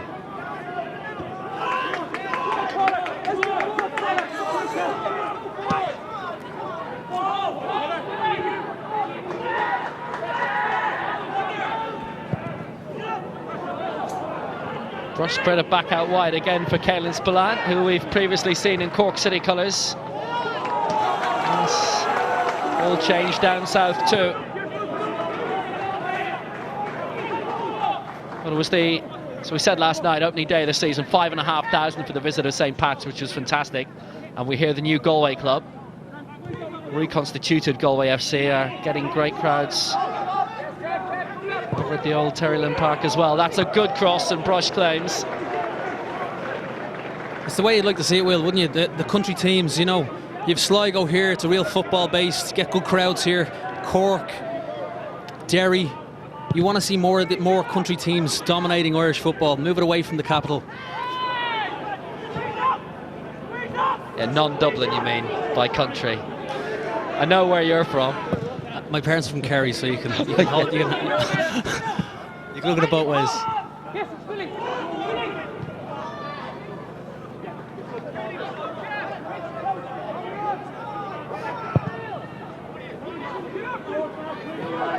But in all seriousness, it does bring the county capital back into it. You know, there's a bit of pride in the county. You look at Cork, you've Galway, you've Limerick.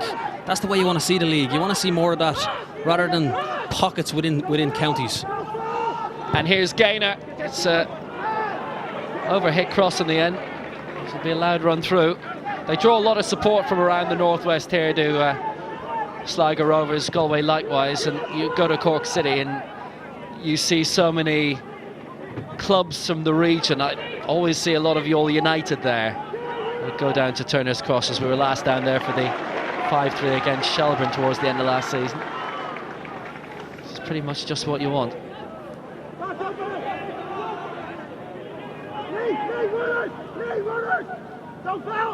Maguire, free kick, right under the nose of Richard Story, the assistant on the far side. And many times we said it, Will. Player in the corner, back to play, all you have to do is shepherd him out there. And there's actually calls from the players around him, don't foul, don't foul. Fitzgerald just touches him on the back, he goes over, and all of a sudden it's a great opportunity here for Sligo. They've got 6 waiting in the middle and another 2 just outside. Keneally calling for it at the edge of the area. Very heavily congested. But it was swung in. It was an excellent flick on, just wide from Green. Across goal. Another great opportunity. Fantastic delivery here from Gaynor. A lot of pace on it across the front post. Green flicks it on, and it's inches wide. Really good play that. Very unlucky not to get a second. I think Aaron Green has been really impressive tonight. He's got on the ball, he's actually getting at his full-backs, he's putting good balls in, and it's a really good effort there to try and get a second goal, and he's been really impressive tonight overall. Well, this is part of the great recruitment. The buy-in Barraclough, Kieran Jalali, ex-Wimbledon off, Eric Odiambo, recent arrival from Hereford on, a man who Ian Barraclough's been telling me he was monitoring for a long time when he was in the youth at Leicester, and that was 6-7 years ago. Had a couple of seasons in Turkey in the top flight, the Super League with Denizli Sport.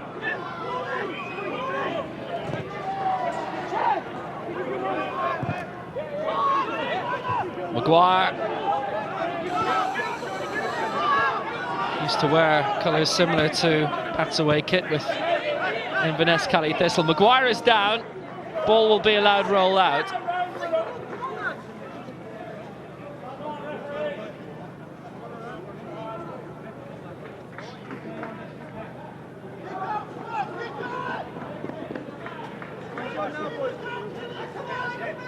It's very impressive during his Waterford United days. He's played in 2 of the 3 league encounters so far this season for Sligo. I remember watching him in the playoff, and he was very impressive that night in the playoff final against Dundalk. And I think he got the move off the back of that. He's actually quite an unusual centre forward. He holds it up very well at times, and he's actually quite small. I'd say he's only about 5'9", 5'10", but he actually acts like a target man. And both clubs were saying ahead of that playoff in advance that they were potentially both facing oblivion if they lost. And look at where Dundalk are now. It's quite the 2013 for them. Second in the league, 3 points behind Pats. They finished at the end of the table. Looking competitive, very competitive again this season. Full credit has to go to Stephen Kenny there. Very disappointing spell from at Rovers, and as I've said before, I think it was a bad sacking by Rovers. They should have stuck with him, I think. And he's gone to Dundalk, and I think pretty much like every club he's gone into, he's gone and done things his own way, and he's made a real influence. Now, will there be a changing influence for St Patrick's Athletic here, making their third and final change, their only tactical one? Conan Byrne's going off. Be replaced by Chris Forrester.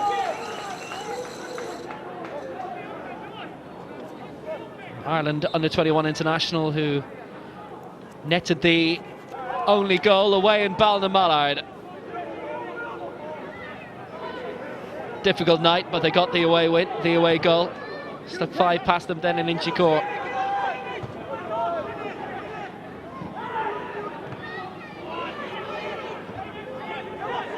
Latest new horizon in this competition. They were very welcoming.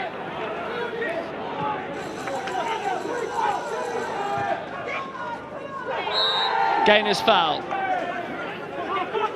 Challenge on Forrester to yield the free kick immediately, just shortly after coming on.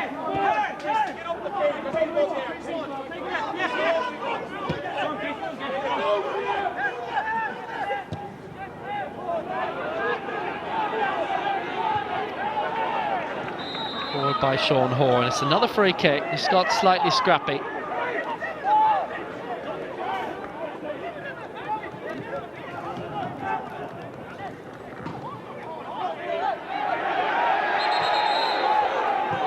Being taken in the wrong position, but realistically the scoreline shouldn't be too frustrating for St Pat's, although there are indications that frustrations may be beginning to rise. 1-0, not much across the bases of the 2 ties. It's Forrester.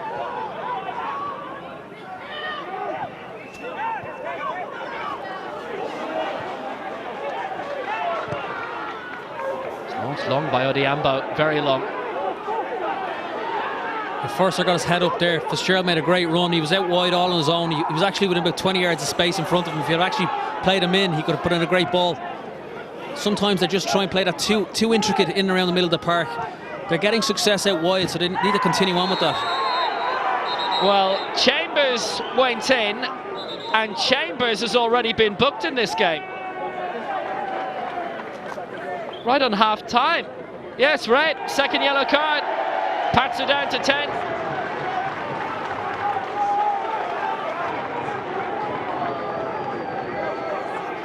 And they'll play the remaining 20 minutes a man down.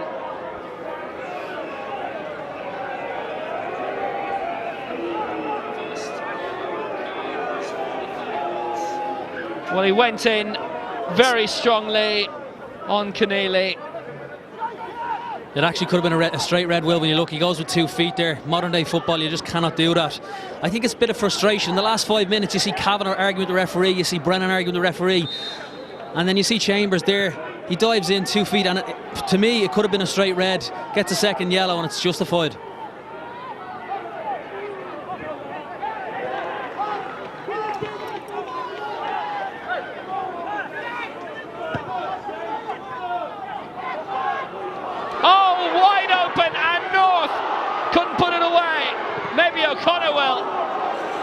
was a brave last-minute lunge from Sean Hoare, but with it falling to Danny North, you fully expected that to be converted, and I'm sure so did he.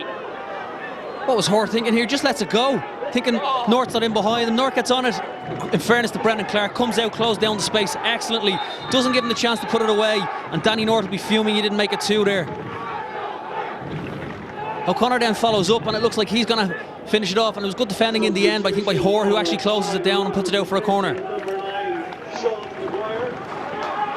So another change, and Sean Maguire will be brought off for Sligo Rovers. It could have been a much happier night than it eventually was for the man from the southeast. As he goes off with 18 minutes to go, and he'll be replaced by John Russell. Recently re-signed from St. Pat's. Russell on, Maguire off. Can he make an instant impact? Nope. Swung right out. Well, this was right on half-time, the first yellow card against Chambers.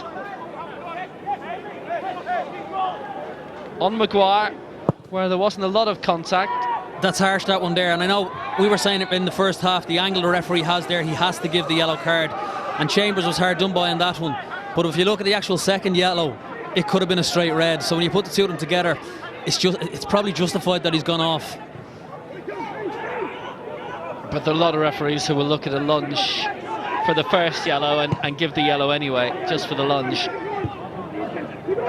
As it is, Brush has it, and Pats have to reconstitute themselves. And they made their final change 3 minutes before that red card. Two of those have been enforced, with Derek Foran and René Gilmartin both going off injured. I know it's become quite topical recently, Will, but players going down when there's a sliding tackle and people are saying if there's contact or not. To me, and I remember when I was playing, if you're a defender or a midfielder and you actually go up the ground and you don't get the ball, you're entitled to give a free kick against you. There's no reason to go up the ground unless you get the ball. And if you are, you've no comeback really. If you make that lunge like Chambers did there, even though there was no contact, and I'm not saying it justifies a dive, but if you do slide or any sort of lunge, you have to get the ball. There's some players who'll say as well they simply had to get out of the way, not using tonight's challenges as a basis, but exactly, yeah. And I remember brought up as a defender, if you go to ground 100% you're going to win the ball, but otherwise don't go to ground.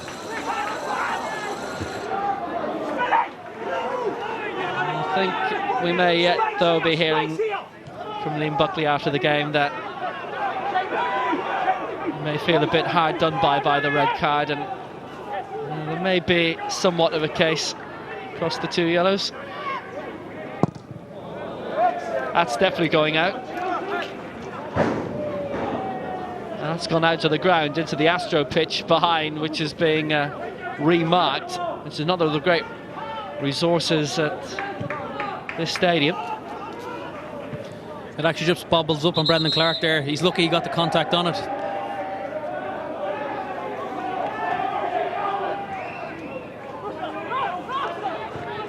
Here's Russell playing it through towards Keneally. Excellent ball, keen to hold it up, waiting for the right time. It's Eric Odiambo, first major contribution of the game, and he's won a corner kick. McCormick's flicked it away. Great play by Keneally there. He just picks it up in the middle of the park and plays it out wide. It's actually a poor delivery in the end by Odiambo, but they win a corner.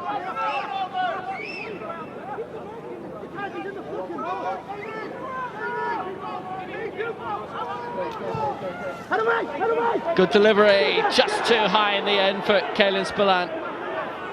Odiambo. Forward by North again. Odiambo trying to tee things up. Keneally. Tight, intricate passing. That's wonderful. Odiambo! Excellent move. Sligo sliced right through there. Fantastic play there. Very patient, moving the ball well. See, Keneally just gets on it here, drags back, plays it to Odiambo, makes a good run in behind. And it's a fantastic back heel here. If Odiambo comes onto it, puts it over the bar. He should really hit the target there, but great play by Sligo overall. They've really grown in confidence as the game has gone on. And Keneally in the middle of the park, Odiambo, Green, they're all, as you can see, what a goal can do for you. You're coming into the game, disappointing defeat the weekend, all of a sudden you go a goal up and everybody looks really confident out there. Well, particularly when you're in front against one of your fellow big boys.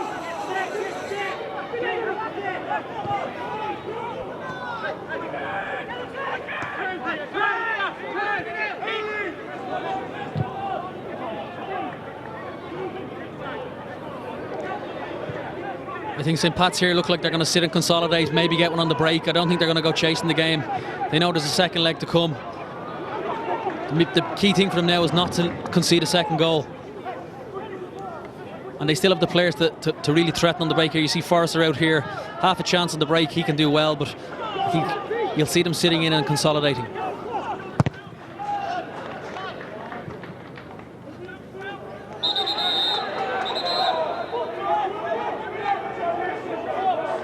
A few yards were potentially being taken, but it was spotted by Mervyn Smith.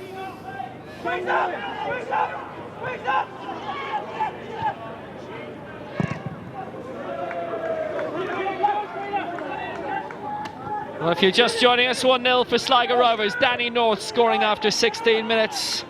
Sligo with a couple of very good opportunities. Aaron Green flicking just across goal. 2 falling for Sean Maguire also. The Paris Athletic have had a couple of quality opportunities themselves, but it's been largely Sligo who've had the attacking force this evening. Pats are down to 10 men. Red card against James Chambers after 70 minutes for a second yellow card challenge.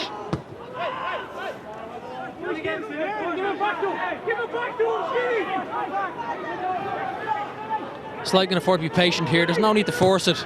It's a decent ball. Great crossfield ball there. It's found Keane. He had the close control. It's Henderson. Spillane a fine signing for them as well here. He was very impressive at Cork. He's come in there. Great quality on his left foot. He can just play a diagonal ball 50-60 yards, and you see Keane breaking up on the outside.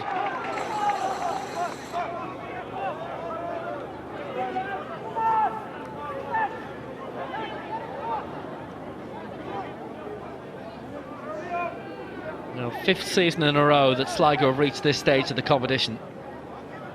It's the best position yet that Ian Barraclough and Friend have found themselves in.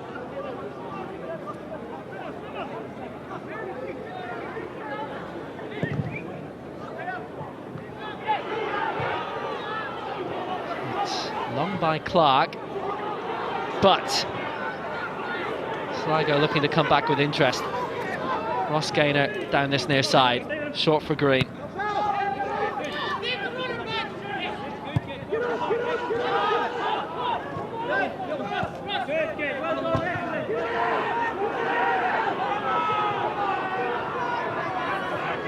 You see Ian Barraclough a second ago saying, get the ball as wide as you can, take your time, use the ball. There's no need to go chasing this game. Keep possession, tire St. Pat's out.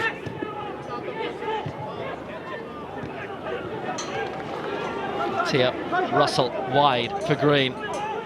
5 waiting in the middle for Sligo.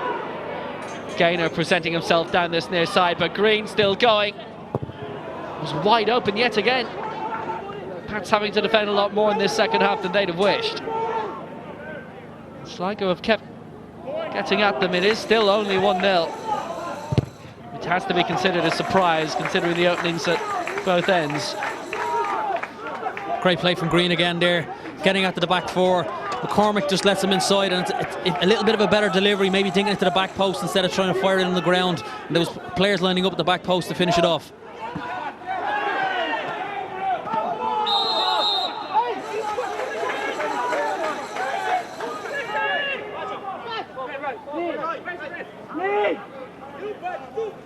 Well, Brennan's coming over to take this, come all the way across. Try and launch this upfield. Scott Forrester down this near side. Just went beyond Odiambo. It's controlled by Quigley. Well, he hasn't been given the openings tonight. Sligo have shut him down well. They know him well. Brennan, support from Forrester. Kavanagh arriving in the middle now, but Forrester's what turned out to be his final touch was too strong, but he won it back. Kavanagh, it was a giveaway.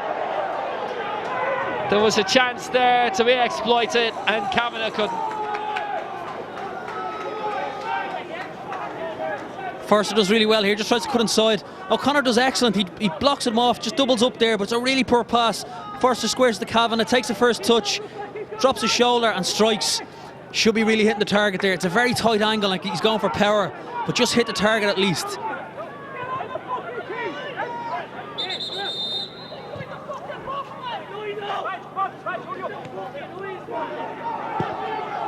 Few recriminations involving Richard Brush and Andrew Davies, the goal line officials there with Brush. I wonder if the instruction that came from Davy was simply that it was an illegal goal kick.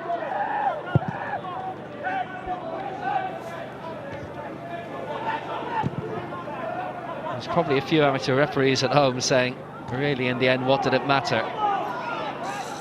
Anyway, here's Lynch. Faced by Keane, who got the last touch. Into the final 7 minutes of the showground. Sligo Rovers leading by a goal to nil. A good lead, but it could have been much stronger. Heading into the second leg on the 14th of April.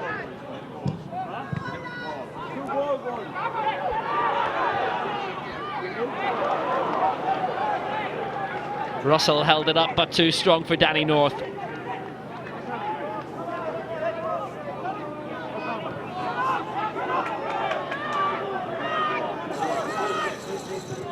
Back to it! Back to it!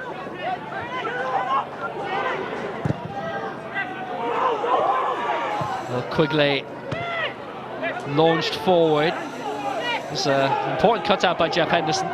Quigley would have stolen in behind otherwise.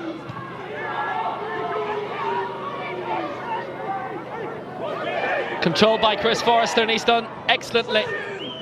Forrester again! Great chance, good move.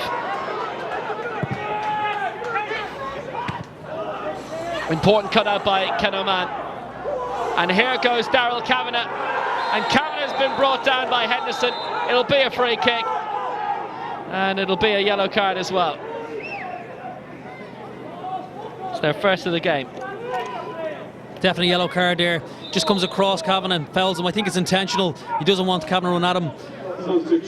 But just previous to that, some fantastic play from St. Pat's. You see, Forrester picks it up here, drops his shoulder, comes in. It's the thing we've been saying all night, commit the defenders, just drops it off here.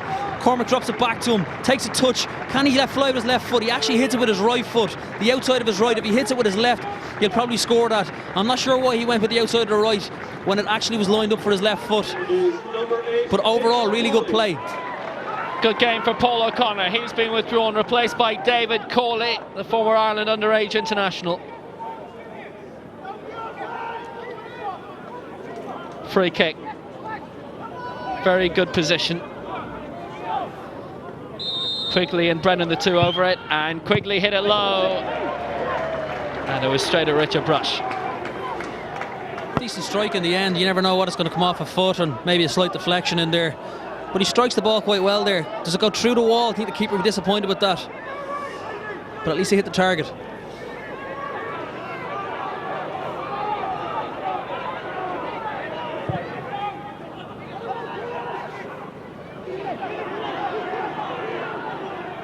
Goal kick went all the way. Nodiambo kept it alive, and that will be a goal kick. I saw the chance was still alive, and what a debut he had, that hat-trick against Crusaders. He did very well here to get in behind. He's unlucky, he just tries to lay it off there, bounces back off his foot and goes out of play. But really good play by Nodiambo there.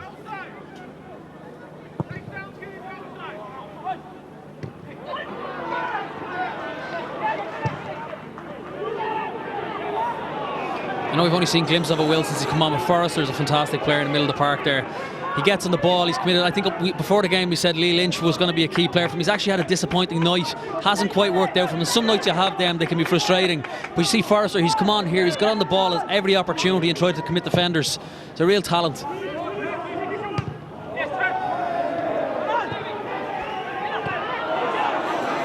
Here goes Brennan. Here's Forrester wide, but he doesn't have the ball. Good cut out by Ross Gaynor.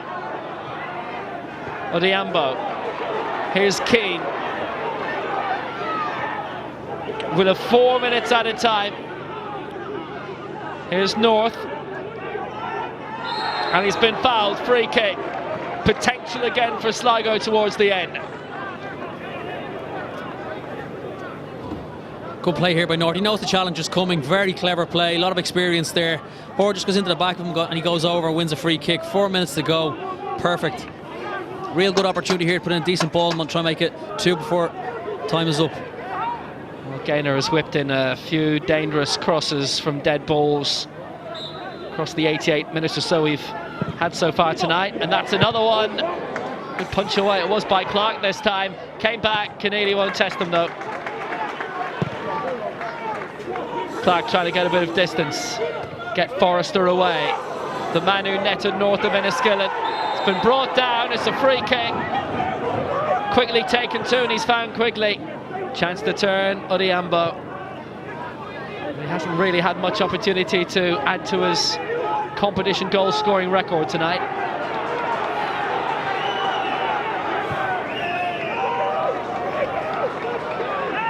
Ken Oman.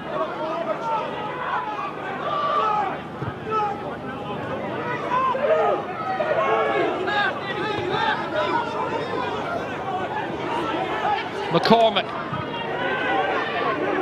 tees it up again for Forrester, and again he couldn't really get the shot away properly, and Brush needed 2 attempts to smother it. Eventually he did. A good play again by Forrester. Just gets the ball out of his feet, lets fly with his left foot. Good effort. Brush was lucky no one was following in that time.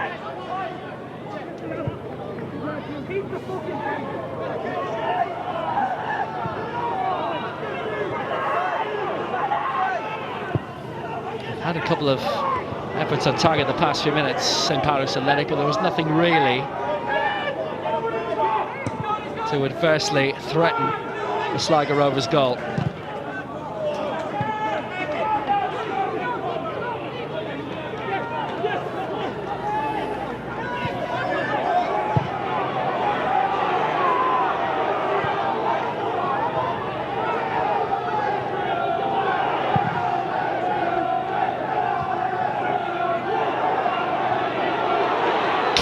Charge down this right hand side, and there's 3 waiting in the middle. Odiambo takes it up now. Excellent release. It's Danny North.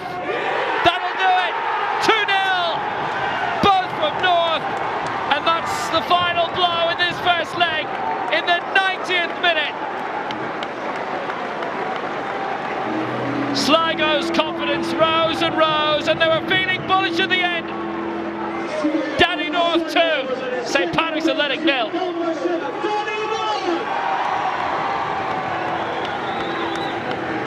Great play here by Rovers. Odiambo just plays it through. Danny North, we said before the game, any half chance he'll finish, and it's a brilliant finish, just rolled it through Clark's legs. But I think they fully deserve the second goal here. All in the second half they've come out, they've had chance after chance, and Danny North just finishes it off there right before the end of the game. I think overall, Sligo coming into the game, you're wondering about their confidence after losing at home. What a result this evening, 2-0 against champions. A superb finish by Danny North, but what about the pass to find him by Eric Odiambo?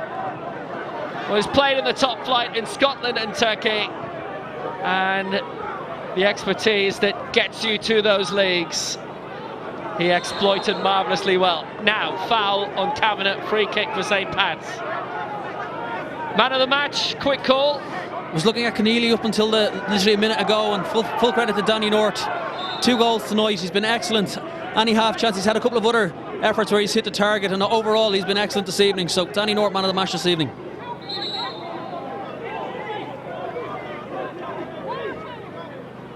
Man of the match, North and Sligo have a bit of defending to do here though. It's been whipped in well, and the little flick header too from Ken O'Man, who's dangerous often in this situation. The man of the match for Sligo Rovers, number 7, Danny North. Decent ball in there from Brennan. Ken O'Man just throws his head at it, goes over the bar. Probably a little bit far out, it's just behind him, goes up. But I think overall, Liam Buckley, he won't be overly disappointed tonight. They just never really got going. They've had some nice passages of play, a couple of half chances, but they just haven't managed to get control of the middle of the park.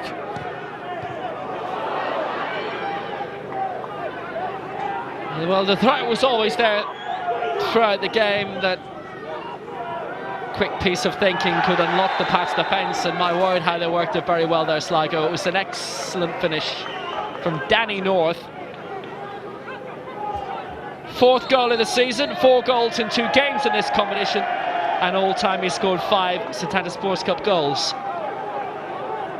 Good return. Now they'll want him to keep doing it in the league. They didn't settle for one though, Will, did they? They had the chance there, they really went to try and finish off the tie. Keane bombing up on the outside, your full-back. I think overall, they've gone into the game, they've said, you know what, let's really recover from Friday night's disappointment. Kavanagh booked, and that's the 3rd yellow card of the game. Well, actually 4th yellow card of the game for St. Patrick's Athletic, 2 of those translating into a red for James Chambers.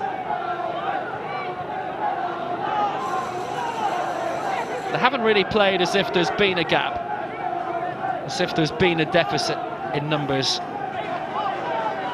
It's meant extra work has had to be done, and that's played forward for Danny North again. He's on a hat-trick here. Marvellous save. Rebound straight to Russell. Good save by Brendan Clark. Great play again. Danny North breaking in behind. He's been doing it all night, and it's an absolutely fantastic strike. He just lets fly here. There's no way he's going to pass this on a hat-trick. Great save by Clark. It just drops to the edge of the box. Bad touch. Just drops under his feet. Can he get it out of his feet and finish? Full credit to Brendan Clark there. Keep them in the tie. But as it happened, overall it's been an excellent performance from Sligo Rovers. Just really what they needed, having lost the previous 2. They keep their winning run going. 11 goals in 3 games in this competition.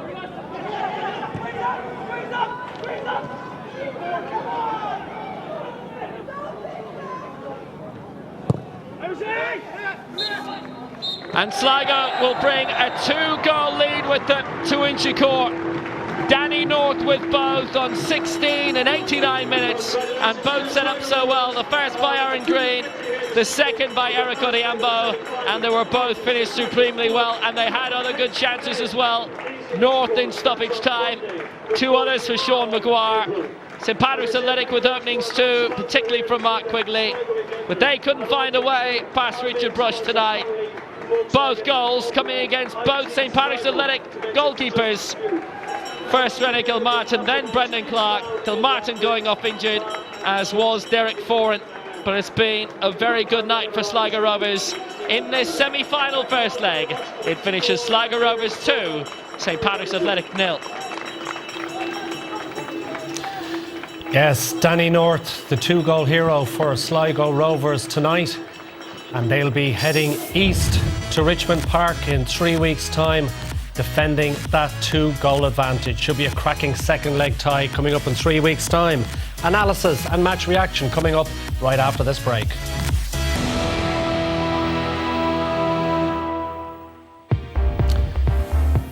Well, more live football tomorrow on Setanta as Serie A leaders Juventus take on Parma. Then a double-header of Premier League action on Saturday. Man United host Aston Villa at 12:45. And then it's the leaders Chelsea as they travel to Selhurst Park, 2:30 on Setanta Sports 1 for that one. So it's finished 2-0 to Sligo Rovers at the showgrounds over St Pat's, and on the balances of chances, you have to say they deserved it, Stephen. Let's just have a look at the first goal from Danny North after 16 minutes.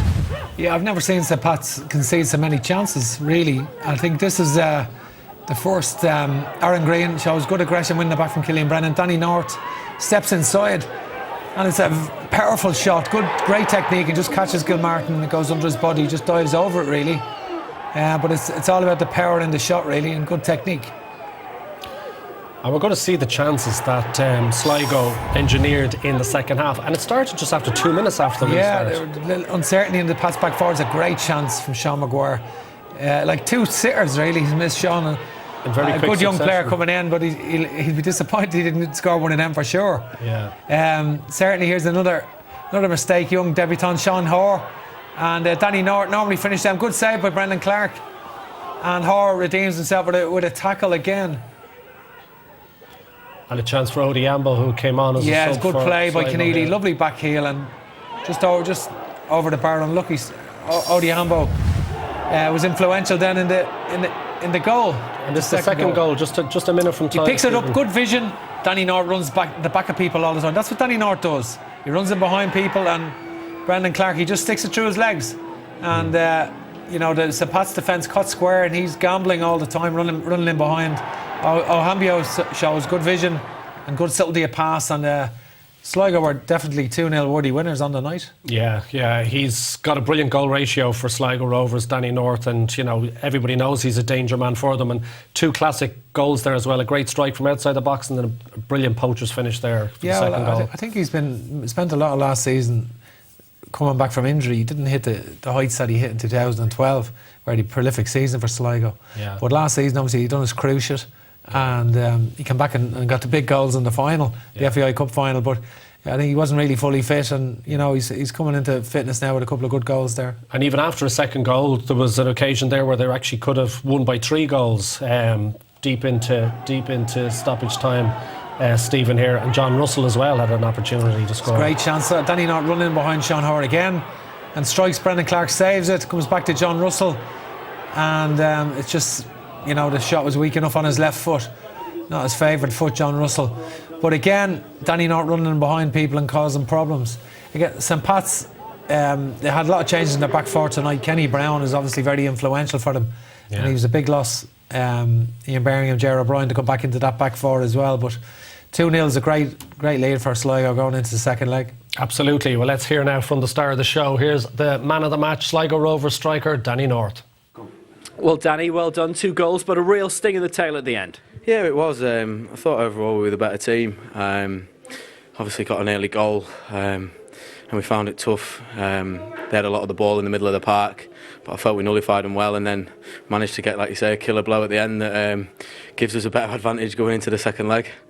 I mean, Odiambo, what an extra guy to be able to link up with up front, and a brilliant ball to set up that second goal. Yeah, in pre-season we worked a lot together, and obviously tonight it's paid off. He came on, fresh legs, and he's sharp. He's a sharp lad. He's a talented boy, and he's managed to slide a great ball through. And I got there just before Clarkey and managed to slip it through his legs.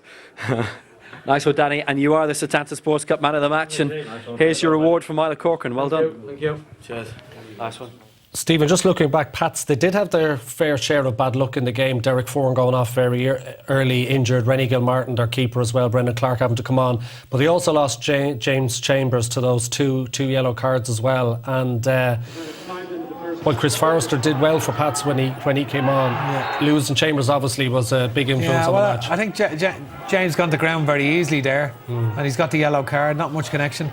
This is a little bit careless from him, but he's nearly gone in aggressively and then withdrew his feet at the last minute. He's actually got hurt in the tackle himself. It's more an awkward tackle than a malicious tackle, wasn't it? He's not a malicious player. I think he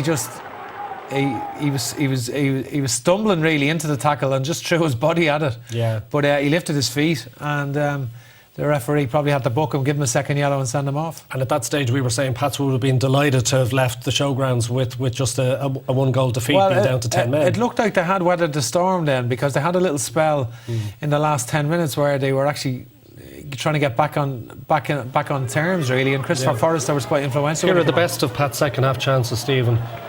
This is just a mistake from Paul O'Connor again. It comes in and Darrell Cavanagh's in a decent position, but it just doesn't hit the target. The next one is Christopher Forrester again. Good play, good link-up play with Conor McCormack, but he should hit it with his left foot really. But he had a big influence on the game when he came on, Chris Forrester. Yeah, he was the best stuff came through a bright him. spark for them, and definitely you know, it was creative, showed a level of creativity. Again, the shot was on his left foot, it was weak, but he injected a bit of creativity into their play. OK, we can hear now from the Pats manager. Here's Liam Buckley. Well, Liam, 0-2 tonight, but was it the result or the performance that you'll be looking at closest? We didn't play that badly at times. In patches we played well. We just needed an end product from all our general play. We created a few chances. But in fairness to Sligo, I'll take the merit of the win. 2-0, we were disappointed with the second goal. Both goals, to be honest. But that's it. Look, we're still in the game. So we've a return leg in a couple of weeks' time. So we'll see how we go from there. Sligo did create an awful lot, which they didn't put away. Yeah, well, we equally had a lot of play ourselves, and there's a few chances even when we were down to 10 men. And games go like that. We've juggled our group around tonight quite a bit. And we'll do it after the return leg with a view to trying to win it. Now, you'll have to play that second leg without James Chambers, 2 yellow cards this evening. Yeah, in fairness, I thought the referee did well. There were 2 yellow cards. He has to go. That's the bottom line. We have Greg Bulger can slot himself in there, so it's not a bad replacement. Well, it might be a very happy birthday for you in the second leg. Hope it goes well. Take care. I appreciate that. Thank you. So a slightly unhappy Pats manager Liam Buckley there. I'd imagine a far happier manager is Ian Barraclough, the Sligo boss. Let's hear his views on tonight's match. Ian, can only imagine, delighted by that. 2-0, could have been more. Yeah, it could have been a lot more. To be honest, we squandered some really good chances, but created them. Didn't quite put them away, but I'm really pleased for the lads that came in who weren't involved the other night. It shows that we've got a squad that's capable of going in and competing. But even to the 90th minute, it scored a second and we're still pressing, looking for more. That's what we've spoken about. You don't let teams off the hook. I thought our worst spell was when went down to 10 men, and you know, we could have done more with the ball. But really pleased tonight. Really pleased with the application of the fellas. Obviously, this then goes in the back seat for a couple of weeks because you've got 4 league matches between now and then. Yeah, listen, we're still 90 minutes away from a cup final, so you have to put that on the back burner. We've got some really important games coming up. Starts with Friday, so the preparation starts now, and then the lads are in tomorrow morning. So. Well, Stephen, only 1 goal in it in your tie against Rovers, Shamrock Rovers. The big question is, do you think 2 goals will be enough for Sligo away to St. Pat's? Well, it's certainly not a formality. You know, I think it's certainly not a formality. I think St. Pat's and Richmond are capable of, with the players they've got, they're capable of turning on a big performance. Yeah. I think, but equally Sligo are capable of scoring on the break. You know, the away goal can be crucial, and St. Pat's have to win 3-0 now to go through at home, which would be a big result. You would have to feel that would be a big result for them at home, but they are capable of it. It's not a foregone conclusion, but Sligo are definitely in the driving seat. Stephen, thanks very much for joining us tonight. Best of luck in your second leg against Shamrock Rovers in 3 weeks' time. That's all from us, and don't forget, we'll be back with the 2 second legs on April the 14th and the 15th. Thanks for watching. Very good night.